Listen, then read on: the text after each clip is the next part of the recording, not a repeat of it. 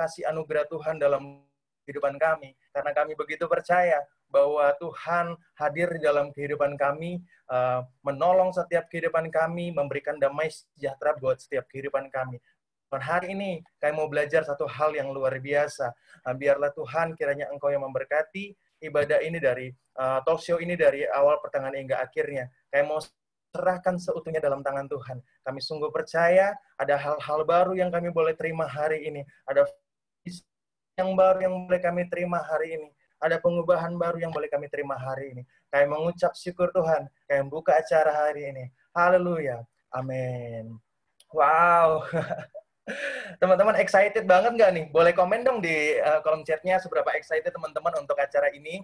Boleh komen dong, boleh komen, atau emot gitu ya. Boleh emot, ada berbagai emot yang boleh teman-teman pakai di Zoom gitu teman-teman ya. Wow, komennya udah mulai masuk. Yeay, haleluya. Ya, thank you teman-teman semua. Jadi hari ini teman-teman semua kita akan ngabisin waktu bareng-bareng selama 2 jam ke depan. Kita mau bahas satu hal yang tentunya relate banget dengan kehidupan kita sebagai anak-anak muda di masa-masa ini.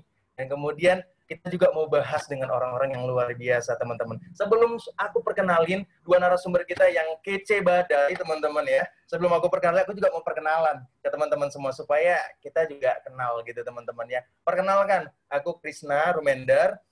Aku sebagai moderator yang akan membawa acara ini buat teman-teman semua. Nah, teman-teman, kita punya 2 narasumber yang luar biasa banget, teman-teman, hari ini. Yang pertama, teman-teman, kita perkenalkan, jeng. Ya, yang pertama, please welcome Pastor Christoph Ketapi Heru. Yeay. Halo. Shalom semua. Gimana kabar, Pastor? Kabar, ya luar biasa. Biasa di luar, tapi nggak boleh keluar-luar. Si PSBB Bisa Jakarta. di luar, tapi nggak boleh keluar-keluar ya. Puji Tuhan. Ya, puji Tuhan. Narasumber kita yang berikutnya, teman-teman, ada yang kedua. Ini kita datangkan langsung dari Manado, teman-teman. Tapi kita datangkannya nggak pakai pesawat. Kita datangkannya lewat Zoom. Gitu, luar biasa. Halo, Pastor Alain. Halo, shalom, puji Tuhan. Wow, haleluya.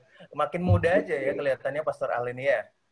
Jadi, Terima kasih. kita singkat aja biar lebih anak muda, Pastor Al gitu, teman-teman ya. Jadi kayak Aliando. Wow. Boleh. Ya, boleh Pastor ya. Ya, bisa. Ya, teman-teman semua. Jadi hari ini kita lewatin bareng-bareng teman-teman.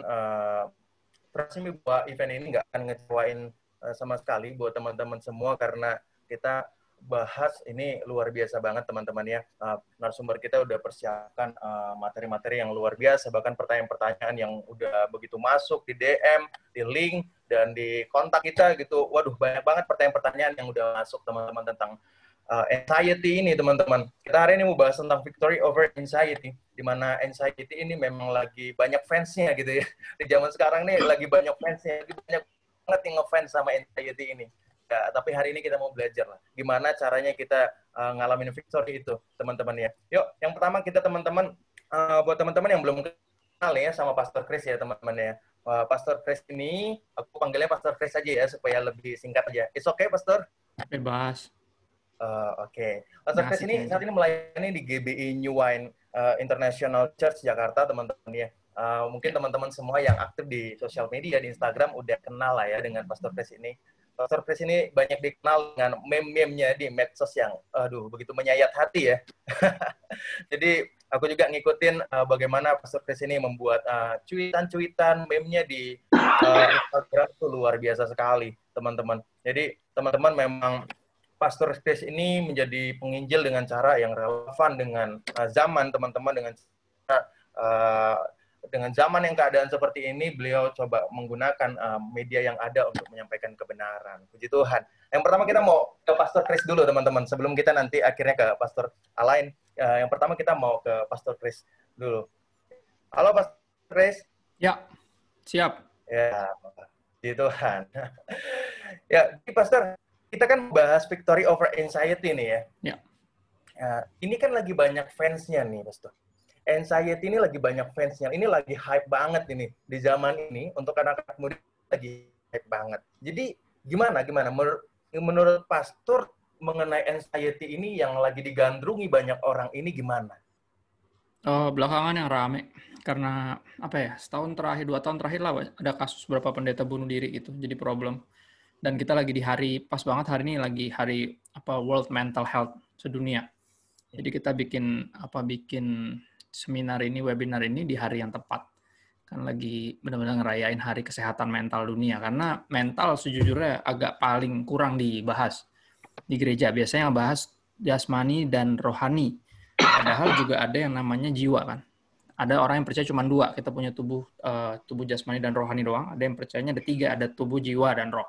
Nah, jiwanya ini agak kurang suka dikulik. So buat gue sendiri jadi sangat relevan karena ya sekarang tadi bener kata MC Krisna tadi bilang bener banget.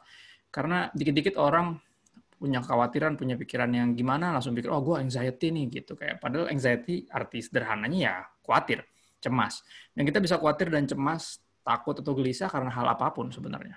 Jadi cuman ya jadi istilah itu jadi ketren aja dikit-dikit seolah lu sakit mental health gitu kan, sakit mental. Padahal nggak semuanya. Dulu orang kalau dengar kata mental health harus identiknya sama gila. Tapi sekarang jadi real karena ternyata semua orang, oh sedikit banyak sampai level tertentu berarti gue sebenarnya sakit mental nih. Cuman gue nggak pernah menyadarinya. Jadi karena exposure-nya lagi tinggi, khususnya berkaitan dengan beberapa pendeta yang bunuh diri itu, kasus beberapa pendeta yang bunuh diri. Jadi mulai keangkat dan jadi mulai di-address juga sekarang di gereja.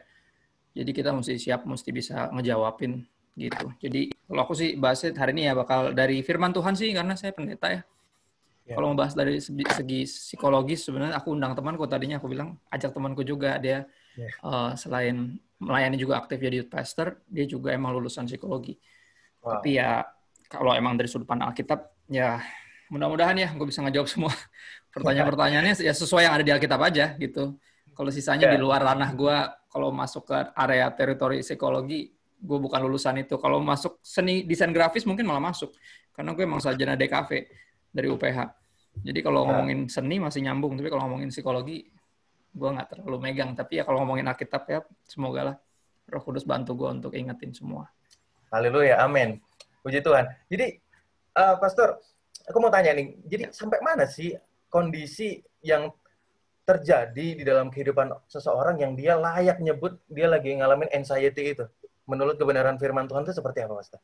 Ya, apapun itu. Maksudnya kita khawatir tentang apapun juga, makanya ada ayat yang bilang jangan kamu khawatir akan apapun juga sebenarnya. Jadi apapun itu bisa dijadiin alasan buat kita punya anxiety. Itu kan artinya luasnya sebenarnya arti kalau di Alkitabnya itu kekhawatiran. Ya, tapi juga bisa diterjemahkan juga sebagai ketakutan. Ya, kalau gue bikin slide lagi ngetren kan game namanya Among Us.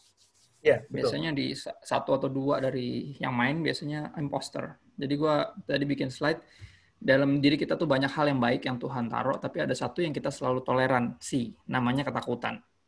Nah, ketakutan ini bisa menimbulkan macam-macam, termasuk si anxiety tadi. Pastikan orang khawatir ada alasannya, ya. Dan ketika seperti di game Among Us juga, ketika imposternya nggak ketahuan, imposternya bunuhin satu-satu yang baiknya, ya kan? Sama, ada peace, joy, love, and faith. Dan kalau ada fear kita biarin di situ, ya fear-nya nggak kita singkirkan. Dengan pengenalan akan Tuhan, dengan kasih akan Tuhan, fear akan bunuh satu-satu dari peace, terus joy, dia akan bunuh faith, dan dia akan bunuh love juga. Jadi buat gue kita harus tahu mana yang nggak boleh ditoleransi sebenarnya. Ya, nanti kita akan ngomong lebih banyak sih ke depan gimana. Orang bisa dibilang anxiety ya apapun itu sebenarnya dalam hal kita bisa khawatirkan, bisa jadi alasan kita untuk takut, cemas, gelisah. Gitu. Tapi ini manusiawi nggak sih, Pastor? Maksudnya keadaan ini yang ada di dalam diri manusia ini, apakah akhirnya ketika kita ngalamin ini berarti bahwa kita meragukan Tuhan gitu? Bisa jadi sampai level tertentu. Bilang jangan khawatir. Ya, sampai level tertentu bisa kita meragukan Tuhan, karena kalau kita percaya sama Tuhan, gini misalnya contoh, kalau gue nggak terlalu percaya sama bokap gue ketiap hari akan uring-uringan dari pagi. Karena gue akan mikir, Pak, kita makan apa hari ini? Kata papanya kayak, men, lu tuh gak nyari duit, lu santai aja, gue akan sediain makanan. Tapi kan lu gak punya duit kemarin. Ya udah urusan gue, biar gue nyari duit, gue siapin lu makan, lu gak usah pusing. Cuman ketika gue terus uring-uringan, makan apa Pak kita hari ini? Sampai mau nangis. Bapak gue juga sedikit banyak rasa tersinggung lah. Ya kan? Gue kepala keluarganya, gue yang pusing. Lu gak usah pusing, pasti ada ntar makanan di situ. Ya, gue yang akan provide. Dan sama, tentang kekhawatiran ini ketika berlarut-larut, kita akan didapati amit-amit ya kita didapati meragukan Tuhan ngerinya. Ya. Dan itu yang betapa seriusnya sebenarnya pelanggaran itu akhirnya. Dan ini akan sangat berlawanan dengan ya tadi anxiety hanya bisa antidotnya hanya iman. Kepercayaan, semakin kita percaya sama Tuhan dan mempercayakan diri kita semakin nggak dikuasai oleh kekhawatiran. Ya, itu isunya ke situ sebenarnya.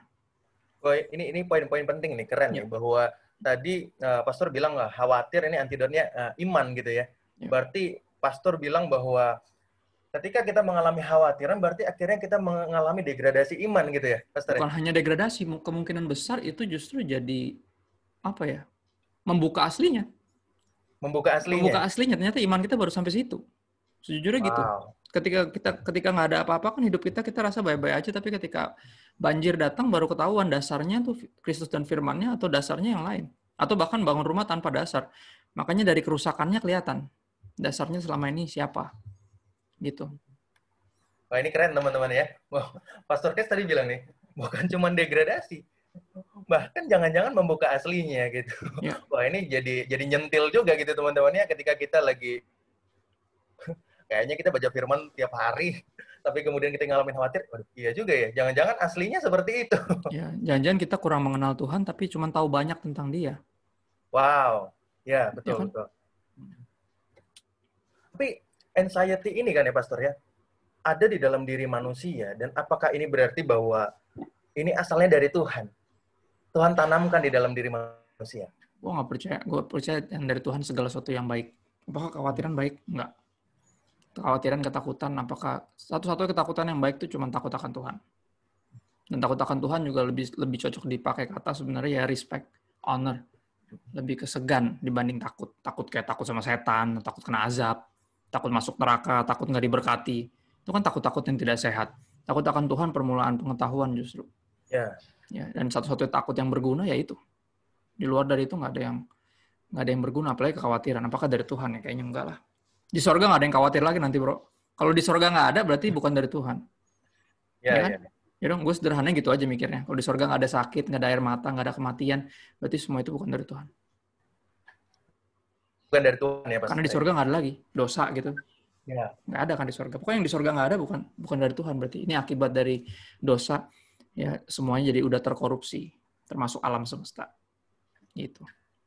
Tapi wajar nggak sih, Pastor? Sebagai manusia ngalamin khawatir. Tadi kan Pastor bilang bahwa khawatir itu ya malah membuka aslimu gitu. Jangan-jangan aslimu memang seperti itu. Tapi wajar nggak sih kita sebagai... Wajar, karena mayoritas orang itu setelah Adam dan Hawa makan buah itu, kita terputus sama Tuhan. Jadi kita lebih mikirin yang duniawi, yang kelihatan. Bahkan berapa orang masih dalam pergumulan batin bahwa Tuhan ada apa enggak sih? Gitu. Bahkan ada yang ngotot sampai bikin aliran sendiri bahwa Tuhan tuh nggak ada. God is dead. Kan gitu. Tuhan nggak pernah ada, Tuhan kalaupun ada dia udah mati. Ya kan akhirnya emang ya jadinya jadi wajar karena semuanya mengalami ini termasuk orang percaya, orang Kristen sendiri. Tapi kita akan menyadari bahwa semakin kita baca Alkitab, semakin kita kenal Tuhan lewat firman-Nya, kita akan tahu ini penghinaan sedikit banyak sama Tuhan nih kalau terus kayak gini. Ya sesuatu yang manusiawi nggak bisa terus dijadikan alasan. Jadikan alasan karena kalau nggak ada gunanya Roh Kudus tinggal dalam kita. Kalau terus kita pakai alasan manusiawi, wajar. Ya kayak tadi si imposter tadi. Ya kalau dia dibiarin dia akan bunuh satu-satu. Kan nggak boleh dibiarin kan? Nggak boleh dibiarin. Makanya ada webinar ini. Ya. Ya kan? Wow. Jadi memang akarnya ya memang dari dosa itu, Pastor ya? Ya, dosa bikin kita lebih percaya perasaan kita dan apa kata setan daripada apa kata Tuhan. Kan dari awal gitu. Ya, Tuhan bilang jangan lo makan nanti lo mati. Ular bilang, kenapa nggak boleh dimakan? Enggak, lo nggak bakal mati kalau lo makan itu, lo jadi kayak dia. Ya kan akhirnya manusia pikir, kelihatannya enak nih. Dan memberikan pengetahuan, jadi dia ikutin perasaannya dan ikutin kata-kata setan.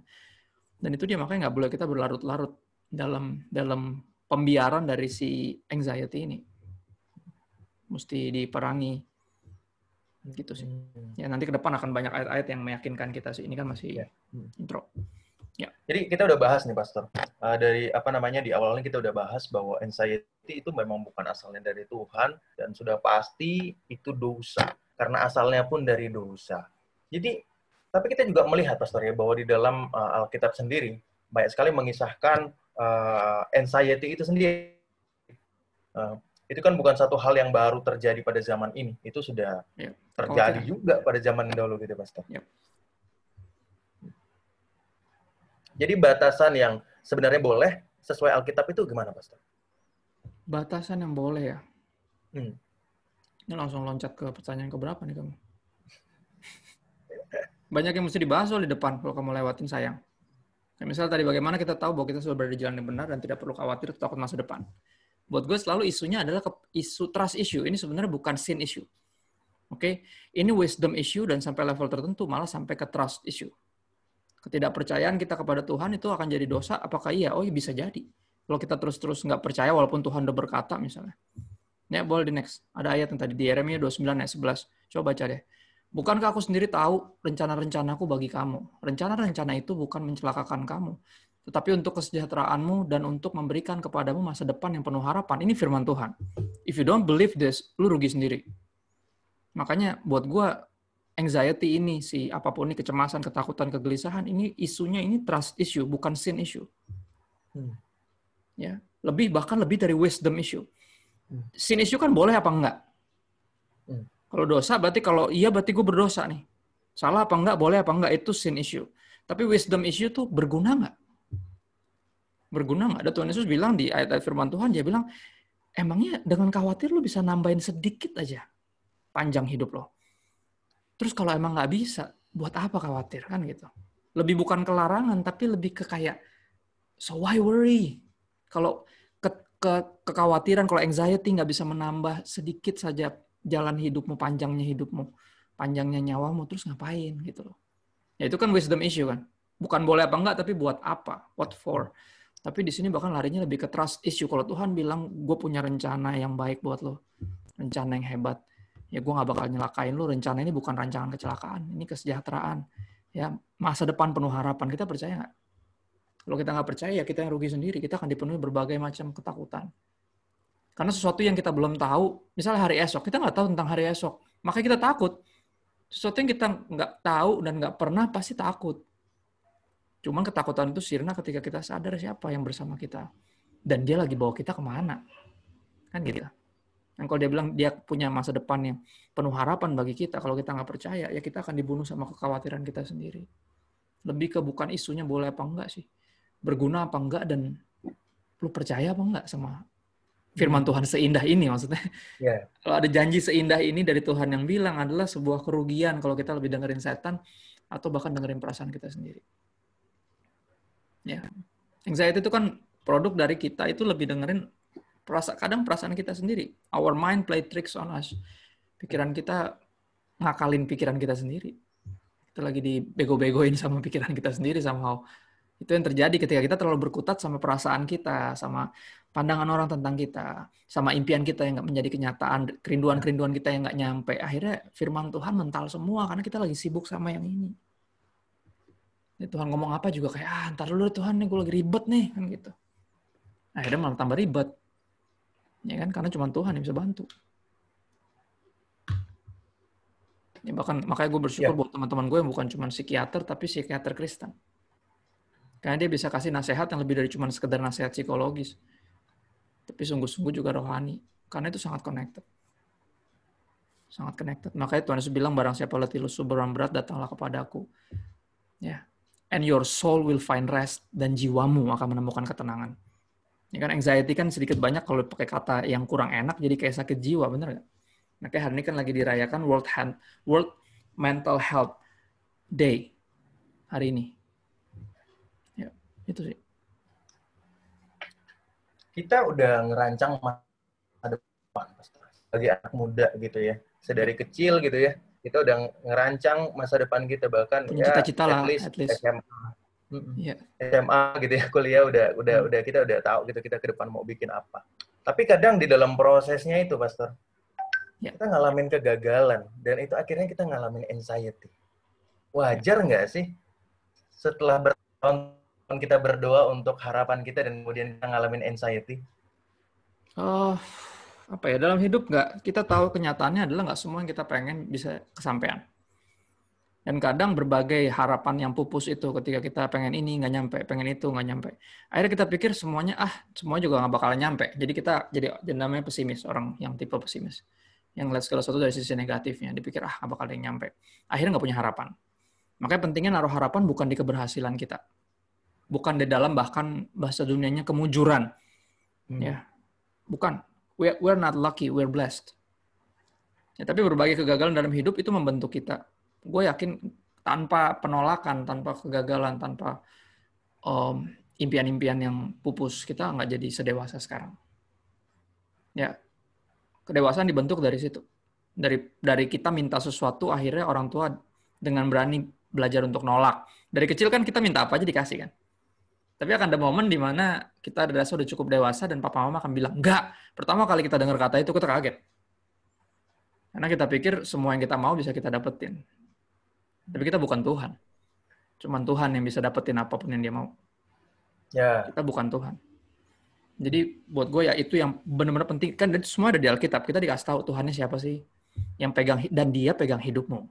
Yang gitu-gitu. Ketenangan kita berasal dari sana sebenarnya. Bukan dari berbagai keberhasilan dalam hidup. Kalau cuma patokannya itu, kalau kita terus gagal, hancur kita. Kita bangun hidup kita di atas dasar yang tidak kuat. Dasar yang bisa, ya 6-7 bulan ini ngajarin kita lah segala sesuatu yang kita andalkan selama ini ternyata cuma gitu doang. Ya kan? Bener gak? Ya. Akhirnya kita menyadari kesalahan kita. Selama ini sebenarnya yang mestinya aku andalkan itu Tuhan, bukan yang lain. Jadi akhirnya berantakan. Banyak banget yang berantakan ini 6-7 bulan terakhir, gila. Padahal pelayanan loh. Ya. Bener. Dan akhirnya ketahuan aslinya kan. Ternyata selama ini membangun hidupnya tuh di atas, tanpa dasar. Tanpa dasar. Jadi kekristenan cuma rutinitas aja, dan itu yang justru 6-7 bulan ini membangunkan kita kepada kenyataan itu. Yang adalah sebuah hal yang baik. Kalau nggak kita dibiarin aja sampai hari terakhir baru tiba-tiba dia bilang, siapa ya? Gue nggak kenal siapa lo. Kan pahit. Mendingan di tengah jalan nih kita disadarin nih. Ya nggak? Ternyata kita baru sampai sini, kita bisa berbalik dan bertobat kepada Tuhan. Kalau terakhir dibiarin sampai akhir, gawat. Tahu-tahu kita nggak dikenal kan, pahit banget. Ya. Dan buat gue tadi berbagai kegagalan dalam hidup bisa membentuk satu pesimisme tersendiri. Makanya apa, kita tetap baca Alkitab walaupun kita gagal. Karena apa yang kita anggap gagal bisa jadi ini cuman kayak lagi mempersiapkan kita untuk sesuatu. Contoh, Yusuf, walaupun dia bekerja sebaik mungkin, hidup kayak mengkhianati dia. Yusuf sang pemimpi, tau? Ya, di rumah dia jadi anak terbaik, jadi supervisor, udah di rumah tuh kakak-kakaknya ngiri sama dia kan. Akhirnya difitnah. Akhirnya bukan difitnah, dibuang, hampir dibunuh. Ya kan? Cuman ada kakaknya yang matre satu, dijual akhirnya. Jadi budak di negeri orang, lu bayangin tuh, pahit nggak? Anak terbaik di rumah. Rajin, jujur. Terlalu jujur, dia ceritain mimpinya, kakaknya ngiri. Akhirnya ini yang terjadi, dia dijual jadi budak negeri orang. Jadi budak dari nol, rajin, hebat, berprestasi, jadi orang nomor 2 di rumah. Istri bosnya naksir sama dia. Diajak aneh-aneh, dia nggak mau, difitnah, masuk penjara. Suwe banget gak tuh? Padahal dia udah melakukan yang terbaik loh. Tapi dia nggak taruh hidup dia di berbagai kegagalan itu. Kayak hidup mengkhianati dia, tapi dia terus pegang bahwa Tuhan pasti sama-sama gue. Makanya ketika dia nolak tuh perempuan, kata-katanya menarik. Dia bilang, gue nggak mungkin berdosa terhadap Tuhan. Artinya apa? Dia tahu, walaupun hidup gue kayaknya nggak enak nih, lagi turun terus nih, tapi gue tahu Tuhan tetap beserta gue. Makanya gue hormatin hadiratnya. Gue nggak mungkin tidur sama lo. Nggak mungkin gue berdosa terhadap Tuhan. Ya, dan itu artinya apa? Keimanan dia. Dia benar-benar tahu persis Tuhan tuh nggak pernah tinggalin dia. Di penjara juga gitu. Jadi napi di situ nggak salah padahal. Bisa kan terpukul karena nggak terima, gue nggak salah kenapa di sini. Bisa gila dia di penjara. Tapi dia pilih untuk enggak. Dia pilih untuk terus melakukan yang terbaik. Di rumah jadi anak terbaik, di rumah orang jadi budak terbaik, di penjara jadi napi terbaik dia. Ya kan? Jadi orang nomor 2 di penjara. Akhirnya bantuin satu orang keluar, satu orang yang nggak bersalah. Dan dia dilupain 2 tahun, men. Orang itu bilang, gue bakal ingat sama lo. 2 tahun kemudian Firaun punya mimpi. Berarti dia dilupain. Bisa nggak dia terpukul, dipenuhi dengan berbagai kekecewaan. Kayak, katanya mau inget, gila. Gue seumur hidup dikecewain terus sama hidup. Bisa nggak dia jadi gila? Bisa. Cuman dia memutuskan untuk nggak fokus di situ. Dia berfokus kepada siapa? Kepada mimpi yang Tuhan kasih ke dia. Mimpinya bisa jadi tekanan loh. Tuhan katanya gue bakal jadi gini. Kok kayaknya makin jauh jalurnya? Ngerti nggak maksudnya? Bisa jadi tekanan atau bisa jadi penghiburan buat dia. Dia tahu kalau Tuhan kasih gue mimpi, pasti nyampe juga nanti. dengan caranya, pada waktunya. Bagian gue melakukan yang terbaik. Walaupun hidup mengkhianati gue, it's okay. Walaupun hidup tampar gue bolak-balik, it's okay. Gue tetap percaya kalau mimpinya dari Tuhan, pasti nyampe situ juga.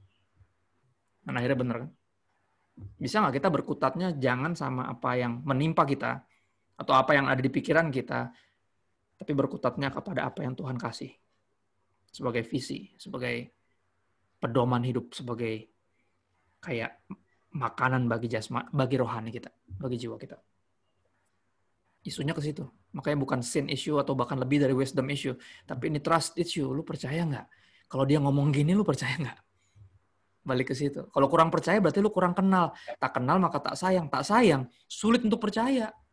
Kan percaya nggak sembarangan loh. Kita nggak bisa tiba-tiba percaya gitu aja. Ya, banyak orang bilang gitu kan. Gue udah berdoa, Kak. Gue udah gini, tapi kekhawatiran gue nggak hilang. Ya emang dengan berdoa lu hilang. Lu kenal nggak siapa yang lu berdoa terhadapnya? Lu percaya nggak dia Tuhan dan dia bisa melakukan banyak hal dalam hidup lu? Lu percaya nggak dia bisa tolong? Ya gue nggak terlalu percaya. Terus ngapain lu doa? Dodol, lu doa kan karena lu percaya. Gue selalu bilang gitu. Kalau lu nggak percaya nggak usah doa, percuma. Lu juga nggak percaya, lu minta tolong sama orang yang lu pikir nggak bisa nolong lu. Benar nggak? Itu kan artinya lu berdoa tanpa percaya bahwa Tuhan bisa bikin sesuatu. Dan itu penting banget. Dan ini soalnya terjadi sama gue. Gue tuh struggle dengan anxiety. 3 tahun terakhir gue asam lambung naik terus. Bolak-balik RS gue kalau udah terlalu banyak yang mesti diurusin, hektik. Wah, udah masuk rumah sakit. Gue tuh gak suka jalan.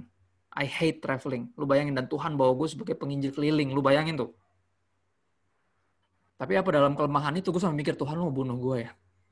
Gue gak suka jalan. Gue dipanggil ke Manado, gue dipanggil ke sana, ke Saum Laki. Gue gak suka jalan, Tuhan. Tapi di dalam kelemahan itulah akhirnya gue makin menyadari bahwa gue masih ada sampai sekarang. Ini pasti Tuhan nih. Bukan gue banget. Gue masih bangun karena dia masih pengen gue bangun. Kan gitu. Ya, dan gue ngerti banget semua pertanyaan-pertanyaan ini soal pertanyaan-pertanyaan gue sendiri. Ya. Dan akhirnya gue menyadari bahwa ini trust issue. Seberapa jauh, seberapa dalam gue percaya sama dia. Dan mempercayakan diri gue.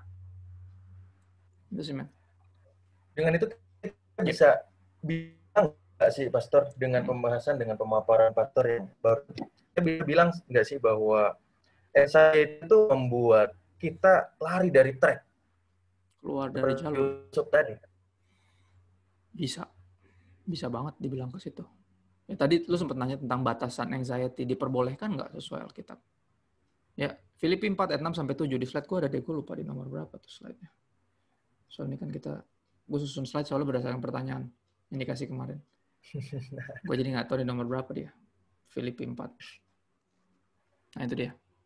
Perhatiin. Janganlah hendaknya kamu khawatir tentang apapun juga. Jadi Alkitab dengan jujur bilang bahwa apapun juga bisa bikin lu khawatir. Ya kan? Anything in life. Jangan khawatir tentang apapun juga. Kenapa? Karena berarti kita punya kecenderungan untuk khawatirin apapun juga. Right? Janganlah hendaknya kamu khawatir tentang apapun juga, tapi nyatakanlah dalam segala hal keinginanmu kepada Allah dalam doa dan permohonan. Lihat, bukan dengan kekhawatiran, bukan ketakutan, bukan dengan kecurigaan, bukan dengan kekecewaan, bukan dengan tuntutan, tapi dengan ucapan syukur.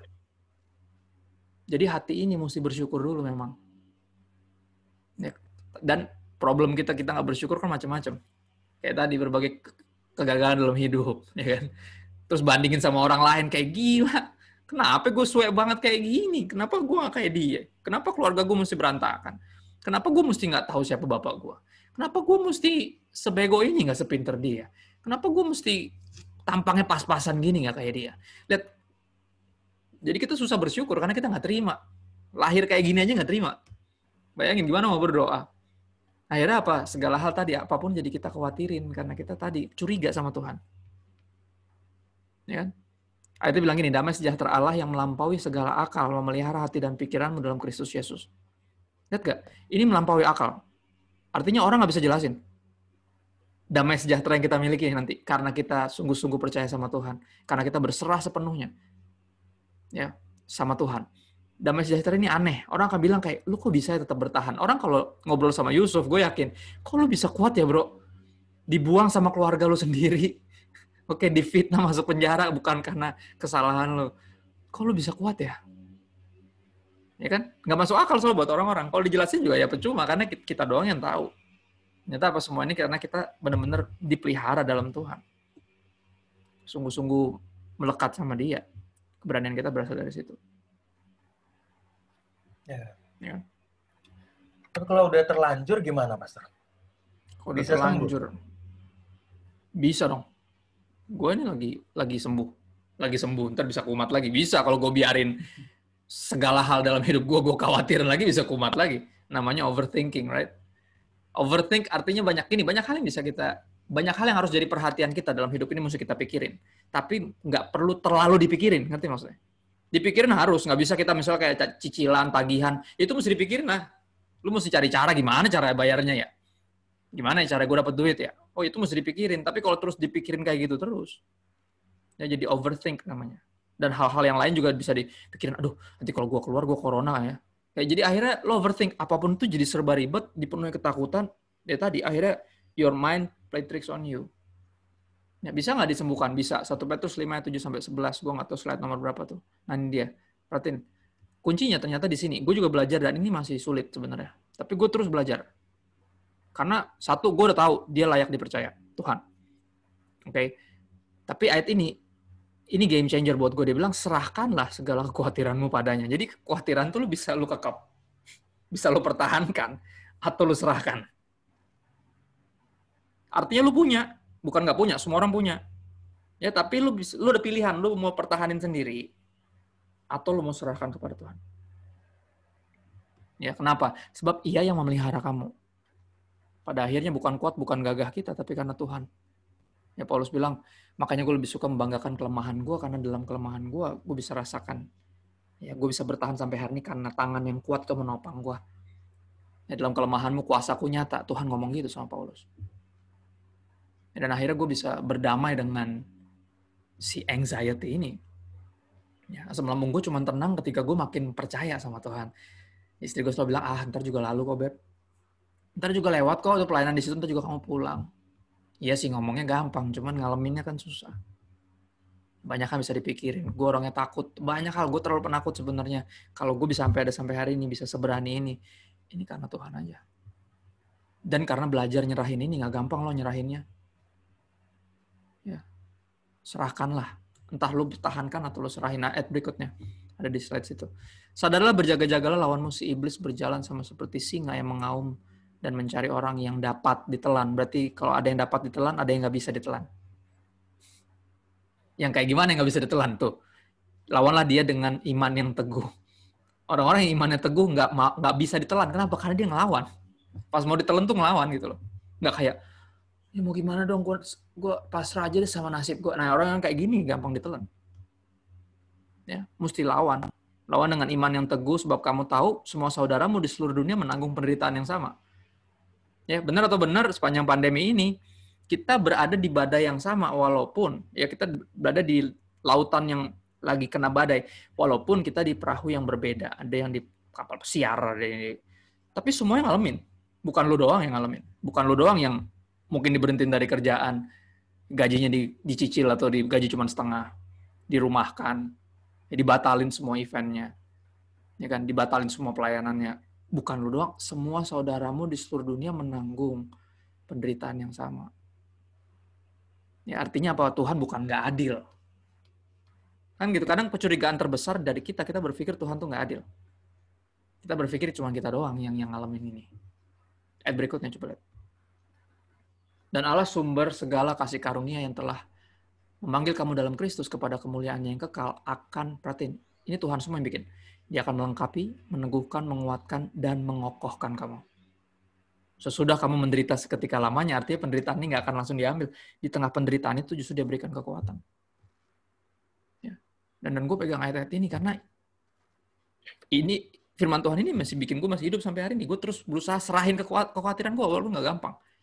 Ya, gue belajar untuk menyerahkan itu, walaupun sama sekali tidak gampang. Ya, dan terus mengingat apa yang Yesus bilang, siapakah di antara kamu yang karena khawatiran dapat menambah sehasta saja pada jalan hidupnya? Kalau emang nggak bisa, ayat terakhir bilang dari Matius 6, sebab itu janganlah kamu khawatir akan hari besok, karena hari besok punya kesusahannya sendiri. Kesusahan hari ini cukup untuk sehari. Gue belajar untuk kayak gitu. Karena kalau gue mikirin besok, percaya atau enggak, overthinking gue. kekhawatiran yang menguasai gue, karena besok gue nggak tahu apa yang akan terjadi. Karena gue nggak tahu besok, ya gue pegang aja hari ini, anggap aja hari ini gue hidup terakhir. Malam ini gue tidur, habis itu gue mati. Kalau gue masih bangun besok, berarti Tuhan mampukan gue, berarti dia belum selesai, berarti dia masih punya rencana yang dia pikir gue harus ikut di dalamnya. Makanya gue masih dibangunin, kan gitu. Jadi gue coba menghidupi and make the most of today. Memaksimalkan hari ini. Ya karena gue tahu kalau gue mikirin besok, banyakkan khawatirnya. Walaupun udah banyak janji-janji Tuhan, gue siapin masa depan yang penuh harapan loh, Kristo. Iya Tuhan, cuma tetap aja gue takut. Besok kan gue nggak tahu, belum pernah ke besok gue. Ya udah lo mikirin hari ini aja lah. Urusan besok kan gitu. Ya kan? Dan ini personal banget sih buat gue. Personal banget buat gue. Yep. Keren. Ya teman-teman, buat teman-teman yang masih mengkhawatirkan kehidupannya, teman-teman ada jawaban yang spektakuler banget bahwa bisa sembuh, teman-teman. Serahin aja semuanya sama Tuhan. Udah ada di Alkitab semua. Wow. Pastor, pertanyaan terakhir. Ya. Tokoh di dalam Alkitab yang memproyeksikan tentang kekhawatiran ini. Victory over anxiety. Apa yang bisa kita pelajari? Dari tokoh mana, Pastor? Pastor Alain di sambutannya, di video teaser, sudah ngomong salah satunya. Artinya tokoh manapun sebenarnya punya kekhawatirannya sendiri. Iya. Tapi yang paling menggelitik buat gue adalah ketika Yesus berdoa di Taman Getsemani. Buat gue itu paling menggelitik. Karena kekhawatiran yang paling culun sebenarnya tadi tuh si tokoh yang Pastor Allen sebut tuh. Ya dia kan takut, dia bilang kayak, wah gue tinggal sendirian nih. Nabi yang benar cuma gue doang nih, semua nabi palsu. Kata Tuhan, kagak, lu kurang jauh. Pulangnya kurang malam, masih ada kok yang lain yang cuma belum ketemu aja, bukan lu doang sendirian lagian. Ya kan? Terus dia khawatir sendiri sama gara-gara ada perempuan yang ngancem dia kan. Bayangin tuh, nabi takut sama perempuan yang ngancem dia, kan konyol banget. Padahal dia nabi. Tapi kalau nabi aja bisa sekonyol itu, buat gue kekhawatiran kita semuanya ada landasannya. Tapi tadi problemnya adalah lu mau menyerahkannya nggak? Nah, balik ke Yesus. Tokoh panutannya kan Yesus ya pada akhirnya. Gue selalu coba lihat bahkan semua kisah itu mengarah ke dia sebenarnya. Pernah nggak Yesus khawatir? Pernah nggak Yesus takut? Ya, dari kecil gue dengar selalu khotbah-khotbah tentang Jumat Agung. Yang menurut gue nggak pernah anggap ini salah. Sampai di satu titik gue menyadari bahwa ini meremehkan juru selamat gue. Soalnya Yesus berkeringat darah itu, ya ada bahasa medisnya tuh untuk orang yang saking ngedennya, saking cemasnya sampai pembuluh darahnya pecah. Istri gue pas lahiran beberapa titik pembuluh darahnya pecah. Dan sampai kayak gitu, sampai keringat darah itu kenapa sih? Apa yang dia takutin? Apa dia takut disalib? Karena beberapa pendeta berkhotbah seolah dia takut disalib. Pendeta jelasin bahwa disalib tuh sadis. Oh, gue bilang, aduh, gila ya kalau gue sih gue juga takut. Tapi akhirnya gue menyadari bukan itu yang Yesus takutin. Kalau Yesus cuma takut mati disiksa, kalah dong sama Paulus. Paulus bilang, bagi gue hidup Kristus, mati untung. Paulus nggak takut mati. Terus yang Yesus takutin itu apa? Itu jadi terlalu menggelitik gue. Apa yang bikin dia sampai kayak segitunya? Berdoa berulang-ulang. Itu kan ciri-ciri orang yang khawatir kan. Berdoa berulang-ulang, doanya itu doang. Karena dia mau menghadapi sesuatu yang benar-benar menakutkan buat dia. Mengkhawatirkan buat dia. Apa itu? Dari teriakannya, yang paling keras di atas kayu salib, dia berteriak paling kencang, lo mau tahu apa? Eli, Eli, lama sabatani. Itu teriakan paling kencang. Allahku, mengapa engkau memalingkan wajahmu dariku? Meninggalkan aku. Ya. Kekhawatiran dia adalah itu. Ketika dia harus minum dosa, yang nggak mungkin dia minum. Dia berbuat dosa aja nggak, tapi dia harus minum cawan yang isinya dosa. Lo bayangin nggak?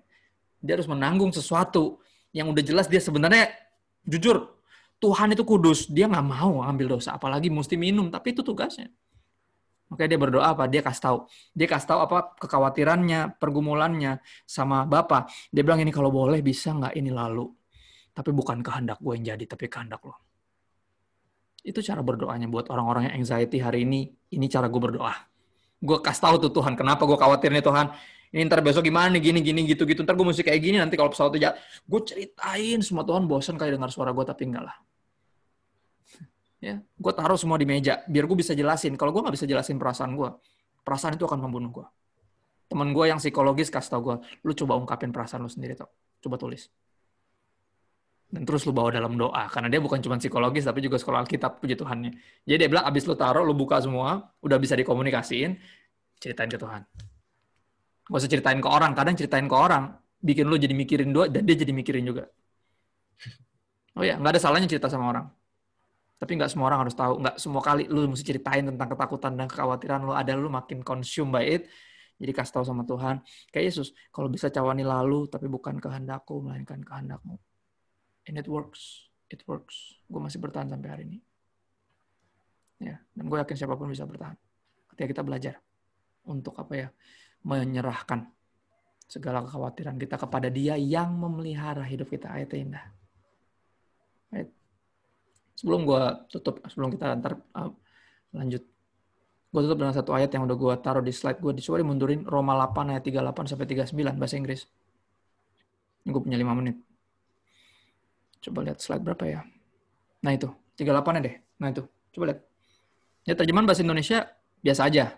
Tapi terjemahan bahasa Inggrisnya mantap.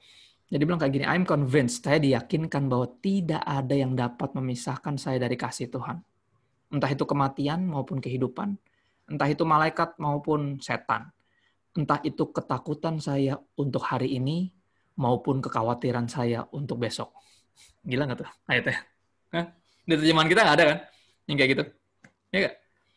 Neither death nor life, neither angels nor demons. Gue suka banget bagian ini. Neither our fears for today. Ketakutan kita akan hari ini, nor our worries about tomorrow. Ya, baik ketakutan saya tentang hari ini maupun kekhawatiran saya tentang hari esok. Not even the power of hell can separate us from God's love. Bahkan tidak ada satu kuasa pun dari neraka yang bisa memisahkan saya dari kasih Tuhan. Ayat berikutnya, no power in the sky above or in the earth below.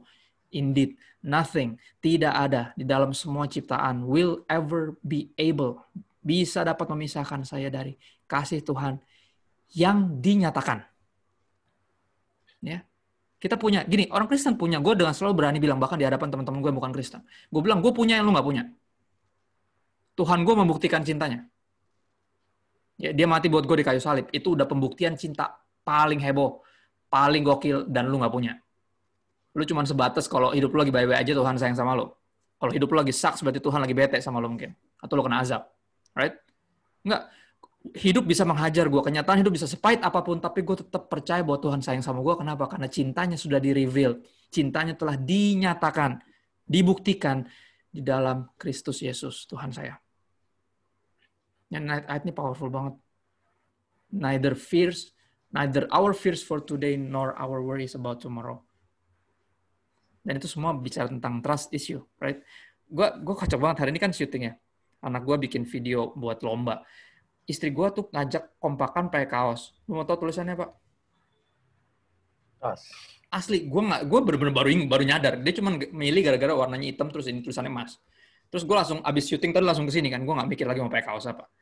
Cuman sambil gue pakai, oh iya, tulisannya ini ya. Jadi emang bener, gak ada yang kebetulan. Gak ada yang kebetulan. Jadi thank you banget buat kesempatan buat pancing dikit curhat. Karena this is my life. Gue bertahan sampai hari ini karena belajar untuk menyerahkan. Gak gampang loh nyerahinnya. Gak gampang. Kita akan berpikir ini tuh gak ada yang ngerti lah perasaan gue, gak ada yang ngalamin kayak gue. Itu. Makanya gambar Yesus di belakang nih pakai masker buat gue powerful banget. Temen gue yang bikin dari Bali. Orang bilang itu penghinaan ya. Tuhan Yesus pakai masker, dia kan gak perlu masker. Gue bilang lu mau tahu dia emang gak perlu masker. Dia juga gak perlu datang ke dunia. Ngerti nggak maksudnya? Dia nggak perlu datang ke dunia jadi manusia, terus direndahin, ditolak, dihina, difitnah, dihukum tanpa sebab, dihukum mati lagi. Dia nggak perlu. Tapi dia memilih melakukannya. Ya, gue ketika ngeliat gambar ini, orang anggap ini, bahkan yang gambar sendiri, dia bilang sebenarnya gue nggak ada maksud ke sono. Cuman gue ingat ayat yang bilang gini, imam besar yang kita punya bukan imam besar yang tidak dapat turut merasakan kelemahan kita. Kenapa? Karena dia pernah jadi manusia. Dia tahu susahnya jadi manusia. Dia tahu banyak hal yang bisa dikhawatirkan. Ya, banyak hal yang bisa ditakuti. Banyak hal yang bisa mengancam. Ketika jadi manusia itu kan terbatas.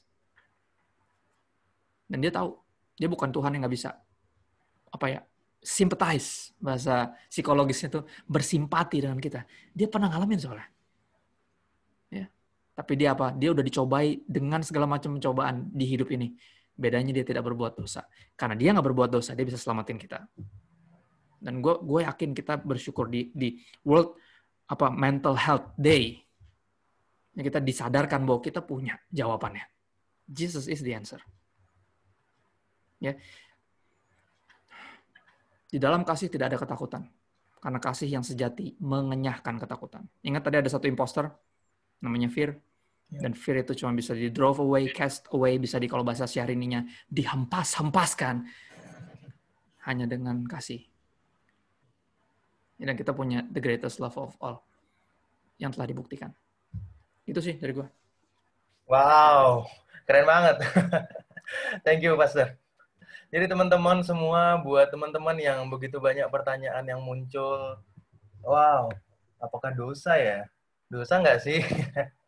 Teman-teman, kita dapat jawabannya. Strong point. Bahwa ketika kita mengalami anxiety, itu strong point-nya itu menyerahkan, teman-teman. Menyerahkan seutuhnya ke dalam tangan Tuhan. Penyerahan. Teman-teman, bagaimana kita bisa mengalami kemenangan atas kekhawatiran? Hari ini kita dapat satu jawaban bahwa cuman Yesus jawabannya, dan menyerahkan kepada Dia seutuhnya adalah jalan yang seharusnya kita pilih. Thank you, Pastor, buat setiap pemaparannya luar biasa banget. Jawaban-jawabannya luar biasa. Kehidupan pribadi yang sangat memberkati kita tentunya sebagai anak-anak muda untuk bisa mengalami kemenangan dalam kekhawatiran.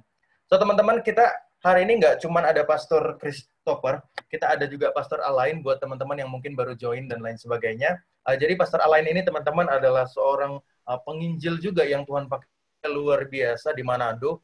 Beliau punya pelayanan namanya Mahanaim, teman-teman. Jadi punya komunitas namanya Mahanaim Manado.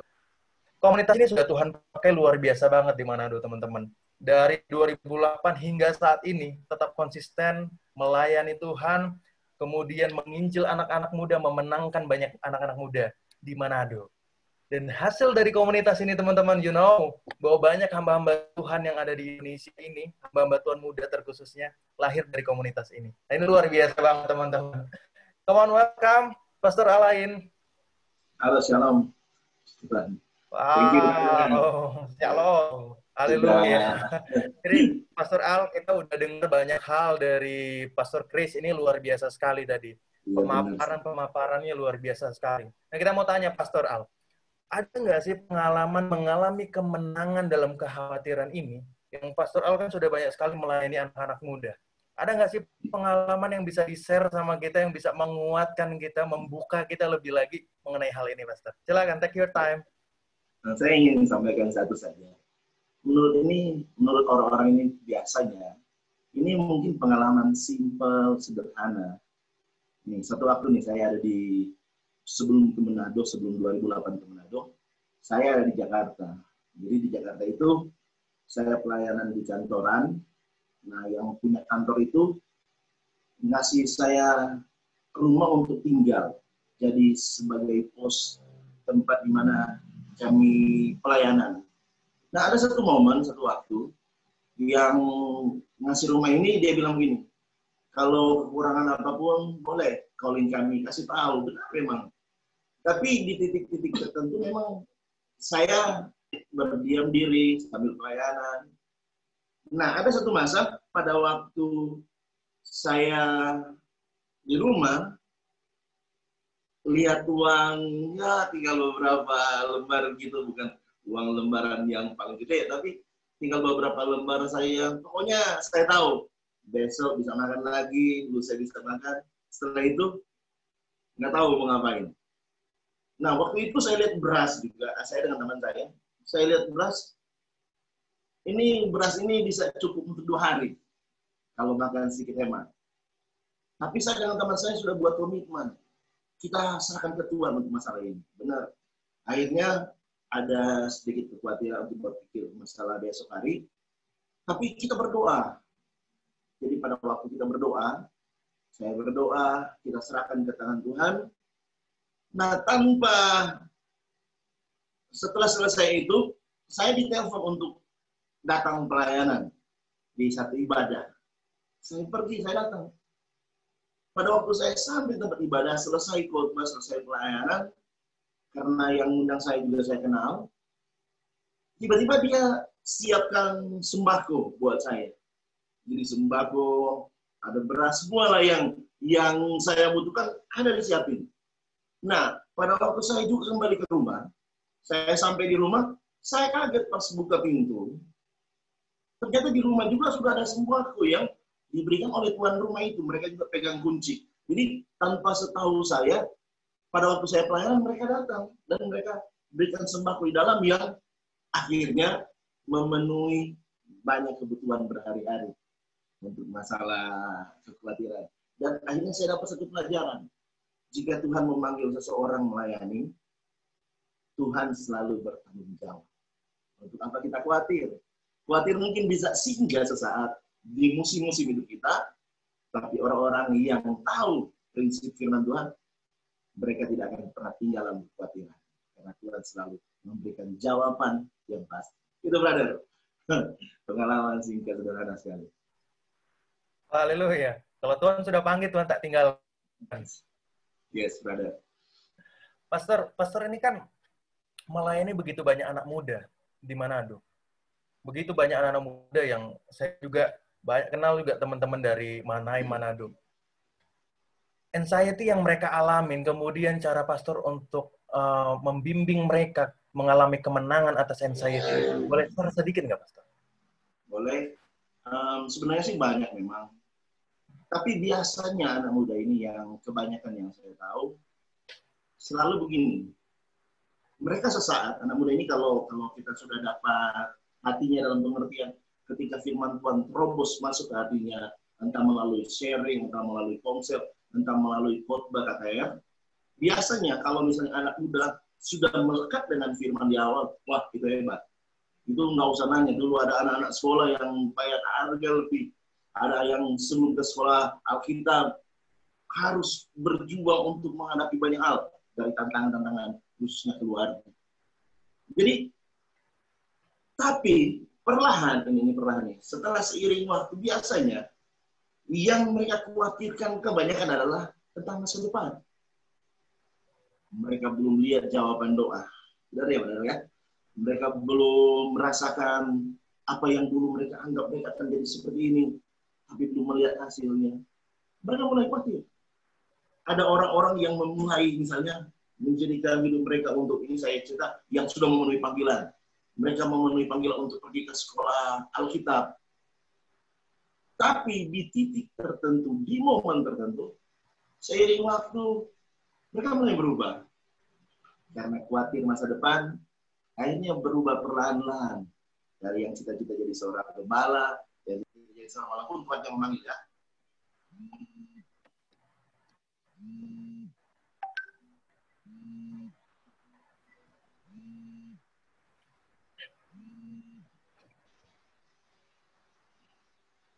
Sudah ada gangguan sedikit. Maaf. It's okay. Seiring waktu, jadi pas seiring waktu akhirnya berubah dan mulai berubah arah untuk memenuhi panggilannya. Karena khawatir tentang masa depan. Kira-kira itu bagian yang paling sering yang saya lihat hari-hari. Ya.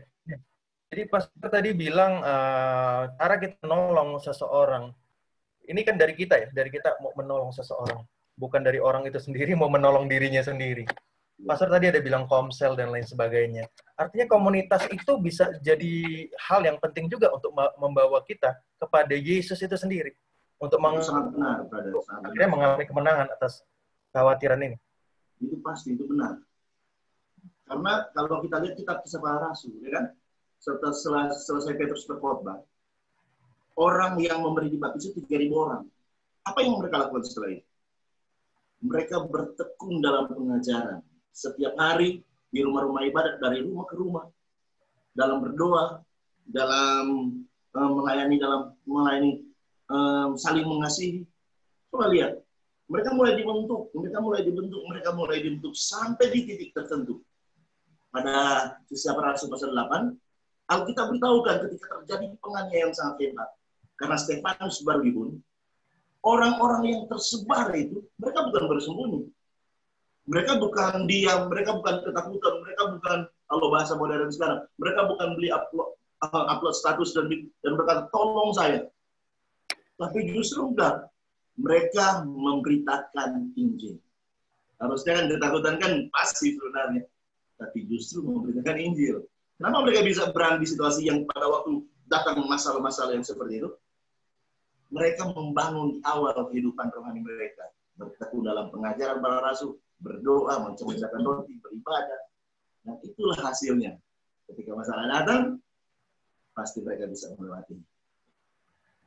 Ya, keren. Jadi teman-teman, buat teman-teman semua yang mungkin sekarang lagi fine-fine aja, dan lagi nggak ngalamin anxiety, tapi teman-teman mungkin punya saudara, punya sahabat, atau siapapun itu yang nggak lagi ngalamin anxiety. Teman-teman bisa nolong ternyata teman-teman ya. Mungkin kalau dia lagi nggak ikut acara ini nih hari ini gitu ya, nggak dengar jawaban-jawaban luar biasa yang dari pastor tadi, teman-teman bisa lakukan nih teman-teman, bawa itu komunitas yang sehat, kata Pastor Al ya, bawa di komunitas yang sehat, berikan dia jawabannya, gitu teman-teman. Jadi Pastor Al, Yes. apa tips yang bisa Pastor Al kasih untuk teman-teman semua yang mungkin ada di sini kita nggak tahu, gitu. Mungkin ada teman-teman semua yang ada di sini sedang ngalamin anxiety yang lagi udah luar biasa banget. Apa tips yang bisa Pastor Al kasih untuk bisa Saya mengalami sebenarnya kemenangan? ingin tips yang paling terbaik adalah firman, ya kan? Karena memang itu dasar yang paling kokoh di saat badai datang. Orang yang membangun dasar prinsip di atas firman, mereka tidak akan goyah. Mereka bisa rasa tiupan angin kencang, mereka bisa rasa sesuatu yang dahsyat terjadi, tapi mereka tidak akan goyah. Nah, saya belajar dari Alkitab yang saya sudah sampaikan di awal video yang untuk dikasih tahu atau dibagi-bagikan. Nah, saya Elia ini orang yang baru buat prestasi hebat loh. Kenapa? Karena dia bisa turunin api dari langit. Dalam pengertian Tuhan yang turunin, tapi lewat doa Elia. Doanya yang singkat, terus dia bisa mengalahkan di depan bangsa Israel yang hatinya telah bercabang, kata Alkitab. Mereka percaya kepada Allah, tapi mereka juga percaya kepada Allah asing yang bukan Allah. Dan di titik Elia bilang begini, silakan kamu pilih nanti. Kalau nanti ada api turun dari langit membakar korban persembahan ini, kamu pilih. Yang membakar korban itu dengan api, dia Allah yang benar. Harusnya kan rakyat harusnya bilang begini, oh Elia, kami pro kepadamu. Atau misalnya 90% pro kepada Elia. Karena berubah tantangan Elia. Karena Elia menantang mereka dan mereka berubah di situasi itu. Tapi mereka enggak. Mereka cuma jawab iya. Dan dengan kata lain, mereka bingung nih. Mana nih Allah yang benar? Elia harus membuktikan. Elia berdoa cuma dengan singkat, justru api itu turun. Dan 400 Nabi Baal, 450 Nabi Asyera, hari itu disembelih di depan para rakyat Israel. Sehingga rakyat Israel bersatu kata bahwa Tuhan yang benar itu adalah Tuhan yang disembah Elia, Allah Israel. Prestasi hebat, benar nggak? Tapi ketika Isabel dengar peristiwa itu dan Isabel mulai mengancam ingin membunuh Elia, Elia takut, bersembunyi, lari. Berarti begini saya dapatkan masalah ketakutan, masalah khawatir ini, saya memang tidak setuju bahwa itu dari Tuhan. Tapi karena kita masih pakai tubuh daging ini, masih pakai, selama kita masih menginjak tanah, masih ada di dunia, belum diganti dengan tubuh kemuliaan, maka ada musim yang kita mungkin bisa powerful seperti Power Ranger. Tapi di titik tertentu, kita bisa ketakutan seperti ini. Cuma masalahnya, Elia bisa menangani ketakutan itu. Karena ketika ketakutan tidak segera ditangani, selalu akibatnya mata. Kenapa brother saya bilang begitu mata? Coba brother lihat 12 pengintai. Benar nggak? 12 pengintai itu orang-orang hebat loh. Karena dipilih dari setiap satu suku bangsa Israel itu mewakili setiap suku orang terbaik. Kalau beberapa pengkhotbah bilang yang keluar dari Mesir itu dijumlahkan kira-kira kurang lebih ada 3 juta orang. Sudah terlalu banyak lah 3 juta. 12 misalnya 1 juta orang saja. 1 juta orang kan banyak. Di antara 1 juta orang itu dipilih 12 orang. Ini kan berarti luar biasa nih orang-orang yang dipilih. Tapi coba perhatikan, ketika mereka mengintai di tanah Kanaan, disuruh cuma lihatlah negeri itu baik, lihatlah semua hal, lihatlah ini. Untuk bawa laporan setelah 40 hari, justru 10 orang itu karena mereka melihat mereka ketakutan. Mereka gambarkan ketakutan itu kenapa? Wah, orang-orang di sana raksasa. Kami melihat diri kami seperti belalang. Padahal kan nggak disuruh seperti itu. Nah, karena ketakutan nggak ditangani, responnya di kata-kata dan tindakan. Dan ketakutan karena dia ditangani, meracuni banyak orang Israel. sampai Allah membatalkan untuk mereka masuk saat itu. Mereka harus berputar lagi 40 tahun di padang gurun. Jadi ketakutan itu menurut saya yang bisa datang dalam setiap kita. Tapi kalau tidak segera ditangani, itu area berbahaya. Gitu, brother. Sebegitu serius anxiety ya, bahwa itu bisa meracuni dan itu harus segera ditangani. Iya benar, karena ini salah satu awal dari bangsa Israel memberontak di situ lagi. Itu poinnya di situ ada. Padahal 12 pengintai, 10 pengintai. Ya. Dia bisa pengaruhi sekian banyak orang Israel. Mereka bersungut-sungut, mereka berteriak. Karena memang bahaya. Makanya ini perlu ditangani secepat mungkin. Tokoh Alkitab sering mengalami ketakutan. Tapi mereka tahu solusi cara menangani ketakutan tersebut. Itu, brother. So, teman-teman semua yang mungkin ada di room ini, teman-teman lagi ngalamin anxiety. Teman-teman, ini satu jawaban yang luar biasa yang kita boleh terima. Ditangani. Ini bukan satu hal yang main-main. Bukan cuma meracuni diri sendiri ya, tapi ternyata bisa ngefek ke orang lain. Gitu ya. Bisa efek ke orang lain gitu, teman-teman. Dan ini satu hal yang serius harus ditanganin. Jawaban-jawaban yang boleh aku dengar dari kedua narasumber kita hari ini, Pastor Al juga menyampaikan hal yang sama, bahwa cuman Tuhan jawabannya, teman-teman. Ketika kita mau mengalami kemenangan, ya berlarilah kepada Tuhan. Begitu ya, Pastor ya? Tapi begini, Pastor. Sebagai anak-anak muda, Yes. kita ini senang namanya hal-hal yang refreshing gitu ya, dan lain sebagainya gitu. Bisa nggak sih itu menghilangkan anxiety itu? Itu masalah yang berada. Dikit-dikit aja. Bisa nggak sedikit aja ngilangin anxiety? Nggak bisa. Kalau menurut saya itu nggak bisa. Karena ketika seseorang misalnya mengalami ketakutan, ya kan, itu kan dari dalam orang itu. Nah, orang yang salah biasanya mencari area-area yang kalau zaman sekarang lah, hiburan-hiburan. Daripada kamu nanti di rumah udah mau stres ini. Misalnya kan orang lain nggak tahu bahwa ini sedang mengalami sesuatu yang takut, khawatir. Ayo kita jalan-jalan dulu, refreshing. Ayo kita coba lihat-lihat dulu. Nggak bisa. Nggak akan pernah bisa. Kenapa? Karena ketakutan itu di dalam. Jadi semua hal yang jasmani tadi mungkin sesaat bisa menolong. Tapi pada waktu mereka kembali lagi, dia akan sama. Dia akan mengalami hal yang sama, akan ketakutan lagi. Saya kasih contoh gini, misalnya.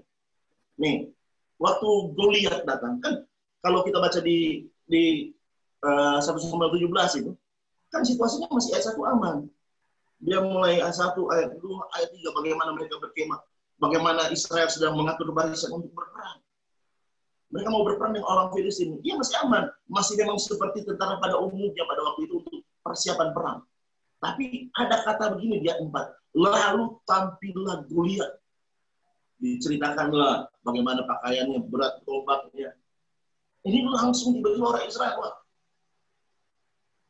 Di titik itu, Alkitab berkata Goliat dari pagi sampai petang. Dari pagi dan petang setiap hari berteriak, ayo lawan saya. Silakan pilih salah satu dari orang Israel untuk lawan saya. Siapa yang menang?